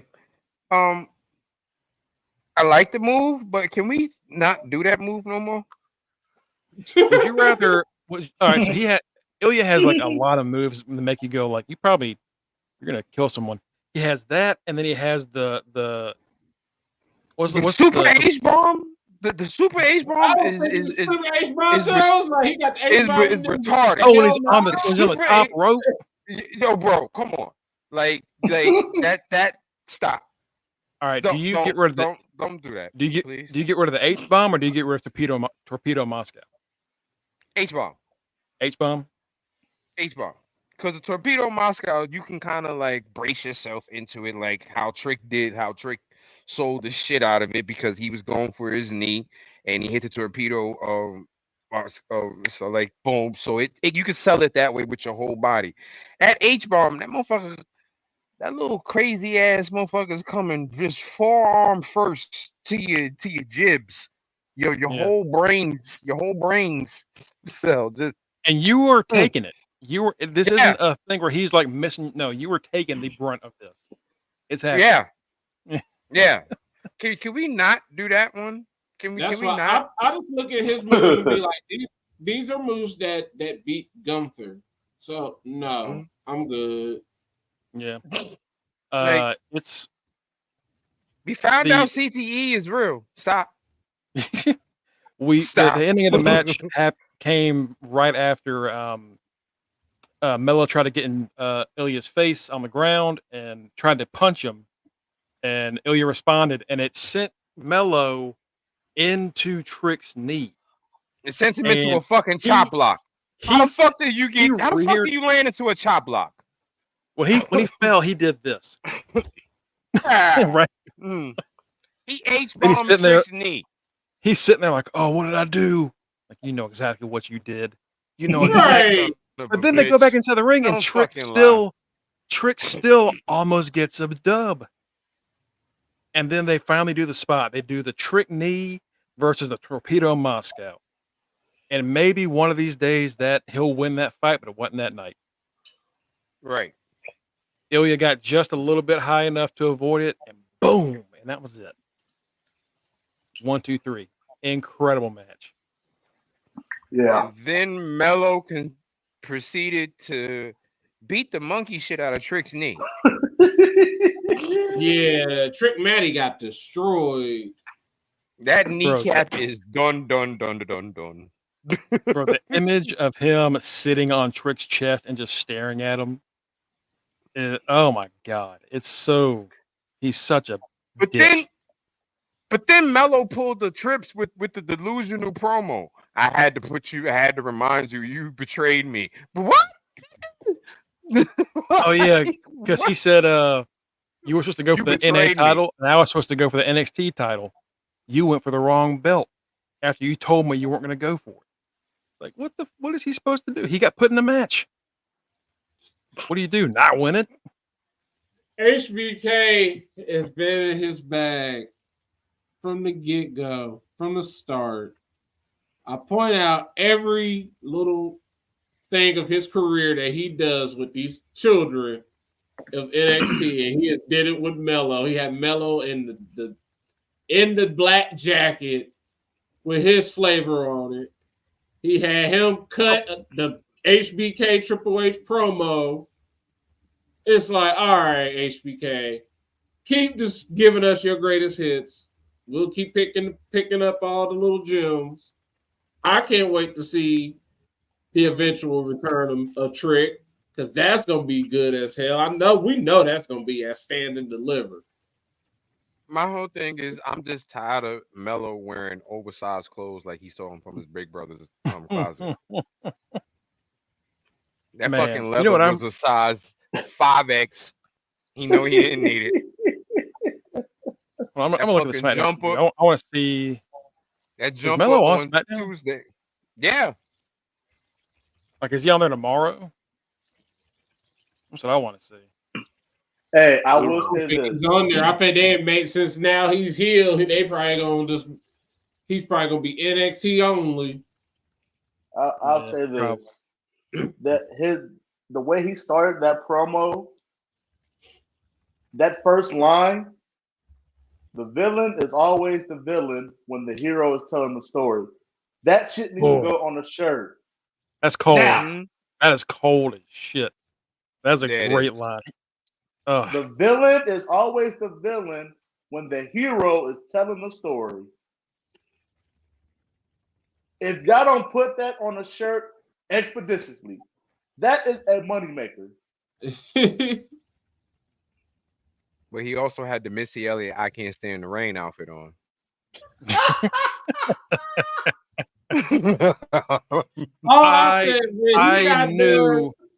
I knew I recognized. Hold on. I knew I recognized this. I can't. So when he was sitting in that ring against my window with the lights off, I was like, "This reminds me of something." And I remember, like, I think Eddie did this after he turned on Ray. Oh yeah. And one of our favorite Twitter accounts shared this. Let's see. If it ain't Missy Elliott playing in the background, he ain't right. Look, I can't stand the rain. Oh yeah, I seen that. Then I seen one where they brought up Batista sitting in the ring with the spotlight. Somebody was like, "Yeah, spotlight, dark promos hit the best." And then he did another HBK-ism when all right, we're gonna ignore that. We don't.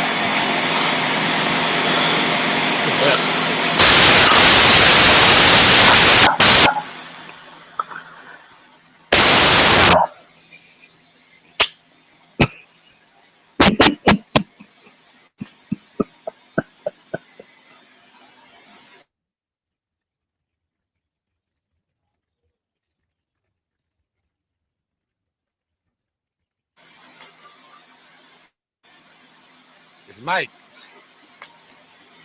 What? Whatever the hell you did, Mike. Was that Mike? Yeah, that was Mike. I don't know what that was. All right, Mike.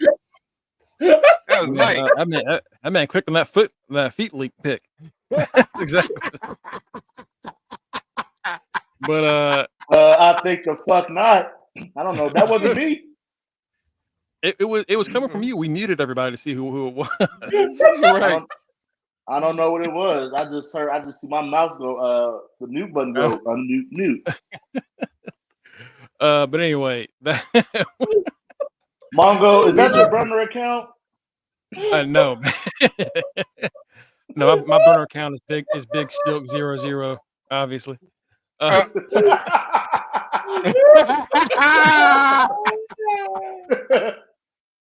And clearly I'm cookies and dough. Good God. Oh, anyway, so like I said, there was an HBK-ism with Hey, yo, Batty. I'm sorry, Batty, you had to hear me. Hey, Batty, I'm sorry you had to hear me rub one off on the show. I'm sorry you had to hear that, Batty. I didn't want to hear it either. I don't know what you apologize to everybody. Right. But there was an HBK. I gotta talk to your ass every day. You ain't gonna apologize to us, motherfucker. It's soccer for all. But he's sitting there and he's talking about Trick, and then Trick's music hits, and you see the camera on Mello, and he's like, "Oh, shit, oh, fuck!" And then they start doing "Whoop that Trick," and then the camera goes back to Mello, and he's up dancing and laughing. Like, oh, he did the HBK Bret Hart thing. Okay, man, yeah. HBK almost got shot that night. Oh yeah. But the thing is, like, even if you don't know, I think this is the difference between this and stuff that AEW does that pisses a lot of people off. If you don't know the stuff they're referencing, it still makes sense for what those characters are. Right. It's still like, yeah, okay. Like, it's still, you feel like that was a natural thing for them to do, you know? It's not done just to do it. It's more just like, it just makes sense. So now Mello, I believe, at the end of the show, he also attacked Ilya. Yeah. Picked up the belt. He's coming back for it. He also whipped Gacy's ass after the show. He did, which was funny. He didn't have to do that, but he did that for us. He did that for the fan. Gacy coming out of under the ring during the main event with a fucking like boxing glove on a stick and just like pop. Didn't he bop Dijak with that shit? He did. He caught Dijak on the nose. Mm-hmm. Oh, it was so good. But yeah, it was good. It was great. And then, this Mellow Trick thing I think is one of the hottest feuds going in the company. Right. They killed it. We're talking about, it could be Ilya, maybe, sometimes the obvious choice is the best, but maybe they want to twist it. And they didn't, and they went with what we thought was going to happen. And man, is it good. All right, let's get to the juicy shit of the day. Rock slapping the shit out of Cody. Okay. All right. Yeah, he sure did. So if y'all didn't know, today was the WWE WrestleMania kickoff. You think? No. Yeah. No. I'll say co-main event. Co-main event bullshit. You're either the main event or you're not, and that's not going to be. Yeah, I know. But yeah, it probably will be the second and last match. You're right. It's gonna be Dragunov and whoever the hell he faces, because it's just that man's on fire. Today was WrestleMania XL kickoff. They did it 2 months early, and the you don't have to worry about anything else except for the very end, which is when Seth Rollins comes out to introduce Cody, only for Roman Reigns to come out instead and say Cody had his chance. He didn't take his shot. So now I get to decide who I'm going to wrestle at Mania, and it's The Rock, and The Rock comes out. And they bring up a fucking they're do a fucking slideshow at this point. It's like when your family back in the day, they're like, this is my trip to the Grand Canyon. Here's the picture of us on a donkey, and they're doing that, but with like the Bloodlines tree. That part was hilarious because The Rock broke character. He said that they were booing the fuck out of him, and I put it in the quote that I wrote it as lowercase letter, uppercase, lowercase. It doesn't matter. That man got mad. Yeah, that Rock man was got mad. I think he's a little upset about the way that crowd reacted to him. And then before he was like, what I'm about to show you, you may not like it, you may not love it, but you will respect it. And he got booed. Like, big boos. The show was. Yeah, like, this is the people's strudel. Oh no! You're joining Vince. So after that, we Cody comes out and he goes, "This is bullshit." And the thing about this is, it's a great segment. We end up getting Cody saying he's going to challenge Roman. And before we get to the slap, I just want to say this. This does not explain why last week Cody said he wasn't facing Roman. We still have not gotten that explanation of why he said that. There have been 2 shows that he's been on since. Not once. And some fans think that, they got bullied into saying that it's going to be Cody versus Roman. No, I don't think they got bullied into saying that. It just seems like it's just stupid. It was just an unnecessary. It's just The Rock being The Rock. The Rock being added into this just for the sake of being The Rock and to flex being The Rock. My thing is this, like, didn't Cody kind of give up his opportunity to face Roman Friday when he let? That's the problem. He said he's stepping down so The Rock can do it. So how can he? So this nigga reneged. He did, but the thing is, he came out and said it like he was screwed out of the opportunity. but he willingly gave it up. Roman even said, it makes sense for Roman to be like, no, back in the line, you had your chance last year and you lost. Nope, it's me and him. We're doing this for the family because the big old thing. Pause on that. What Brock showed us was their family tree, their literal family tree, an oak tree. That shit had Trinity on it. Yeah, it had Trinity on there. That's how I knew it was the actual because it said Trinity Fatu. I was like, oh, y'all using people's real names. But government, Jonathan called everybody in. Rock came out there. That's what got him in his feelings because he's the Cody crybaby. What you mean us? He ain't got. I went. I ain't a Cody crybaby. Pointing out logic. Right. This is just logic at this point. Like y'all been cooking, telling us we gonna get chicken tenders and fries. And then we finally get to the restaurant and they say, oh, we getting y'all chicken Alfredo and garlic bread. No, I got my mouth fixed for chicken tenders and fries. Sorry. Chicken Alfredo and garlic bread is great, but if you tell me all day we're going to have a burger and fries, I'm getting tendies. Right. I want my tendies. Right, I mean, we getting Rock Roman. No, y'all getting Cody Roman, Cody Roman 2, Cody Roman 2, Cody Roman 2. Hey, here's Rock Roman. What? I mean, I like Rock Roman. I like it, but why? Why? and we still don't know why. But now, so Cody comes out and he says that Roman's grandfather would be ashamed of him, and Rock's grandfather, the High Chief Peter Maivia, will be ashamed of him. And even after this whole time where everybody goes after Cody's dad. Everybody does. Roman said it 30 seconds before. Right. Yeah. I was like, so y'all that's why he said it. Dad. He said it because of what Roman said. But Rock acts like, oh, you didn't deserve that disrespect. Like, what is right? Happening? So Roman stands face to face to Cody, and then The Rock comes in the frame and talks about being disrespected and slaps Cody. Now Seth, Cody, Roman, and Rock are out here, and then Triple H and some other people are here. They got all the J&J security there. Seth begins defending Cody,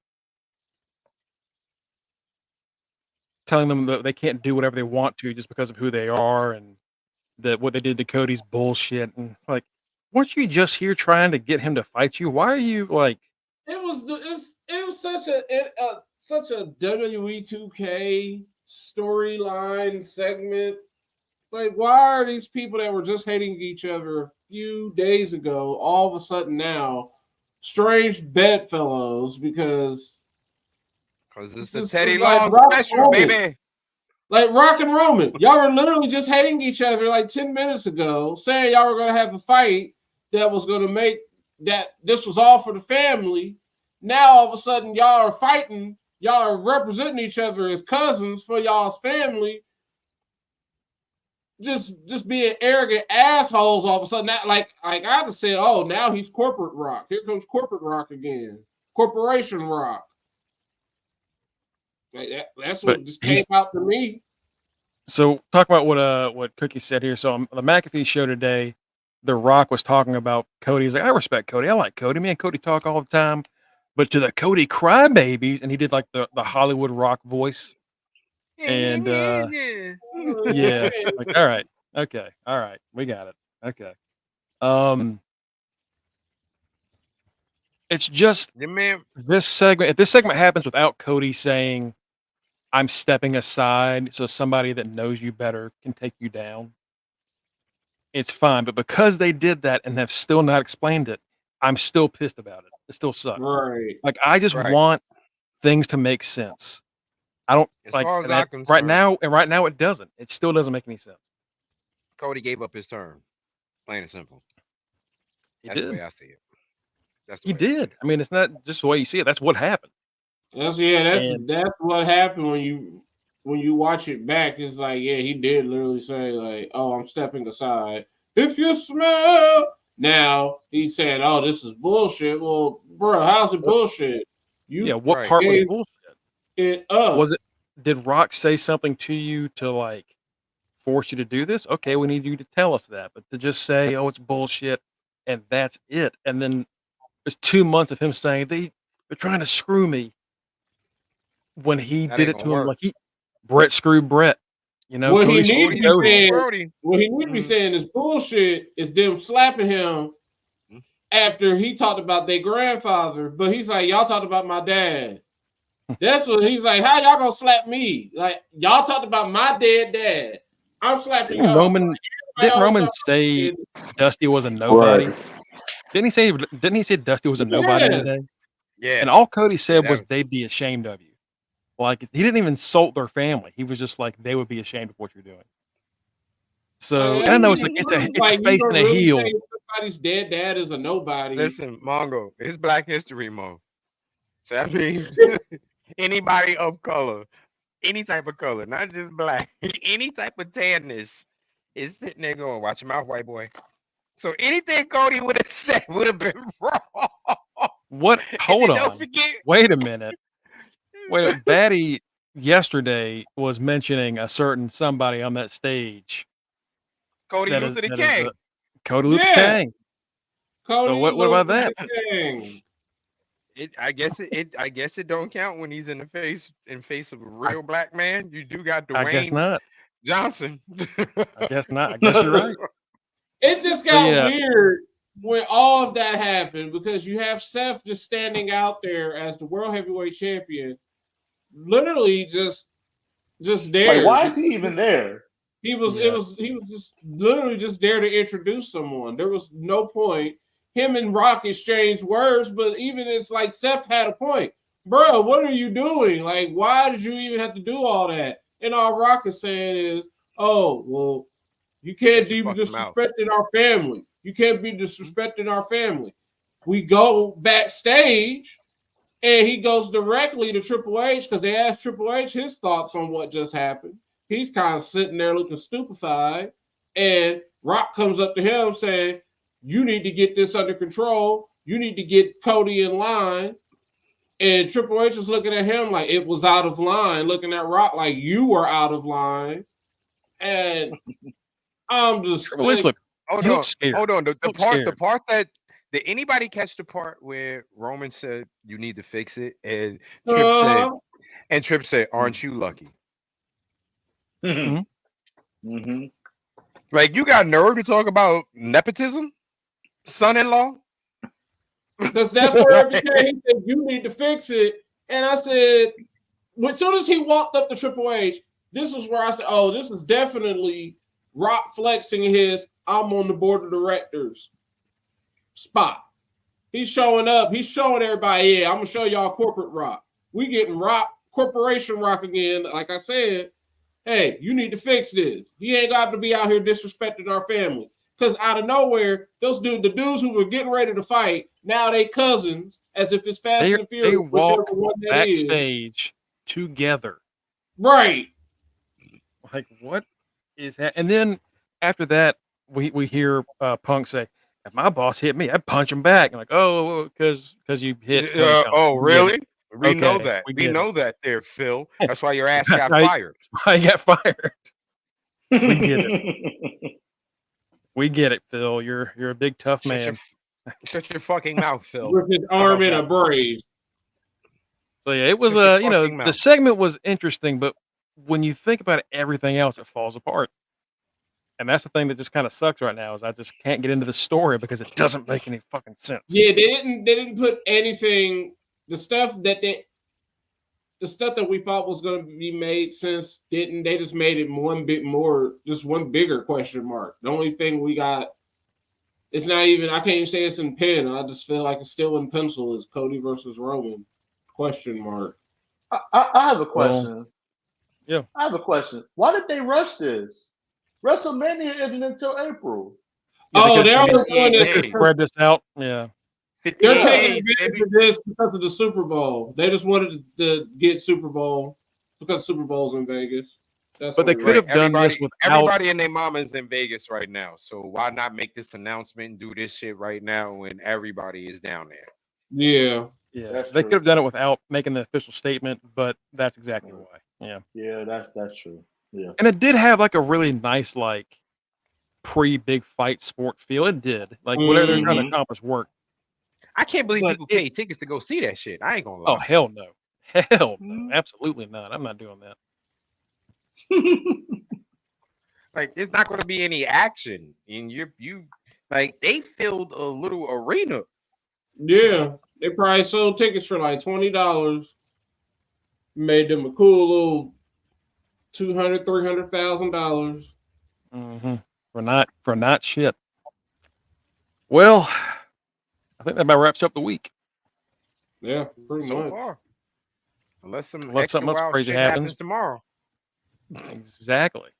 No, we'll just get more question marks for Roman, Rock, and Cody. I don't even think. No, we're not getting no answers on that tomorrow. We're That's not getting more question marks. I said we're just gonna get more question marks. Yeah, we ain't even getting that. We're not even getting that. They're just gonna recap tomorrow everything that happened today. We're gonna get the question marks on Monday. Monday's the day of the question marks. I'm gonna be pissed off and I know this is gonna happen. I think they're gonna just not answer the question. Yeah. We're just gonna act like that didn't even happen.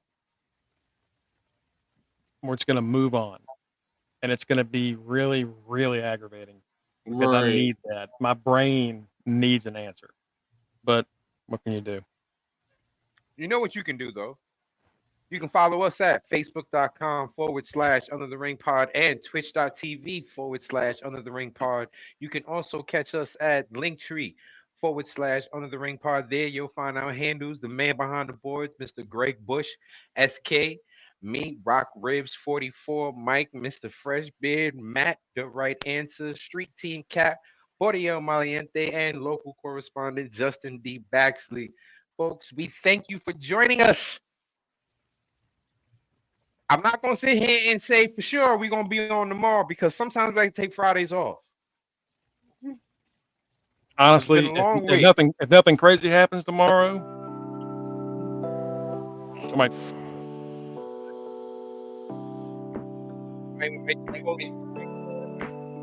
But as always, folks, don't forget. One more time, Mongo. We got to do it for my man Scotty D. Canadian Destroyer. Canadian Destroyer. Canadian Destroyer. Canadian Destroyer. And the dog. Canadian Destroyer. Canadian Destroyer. Got it.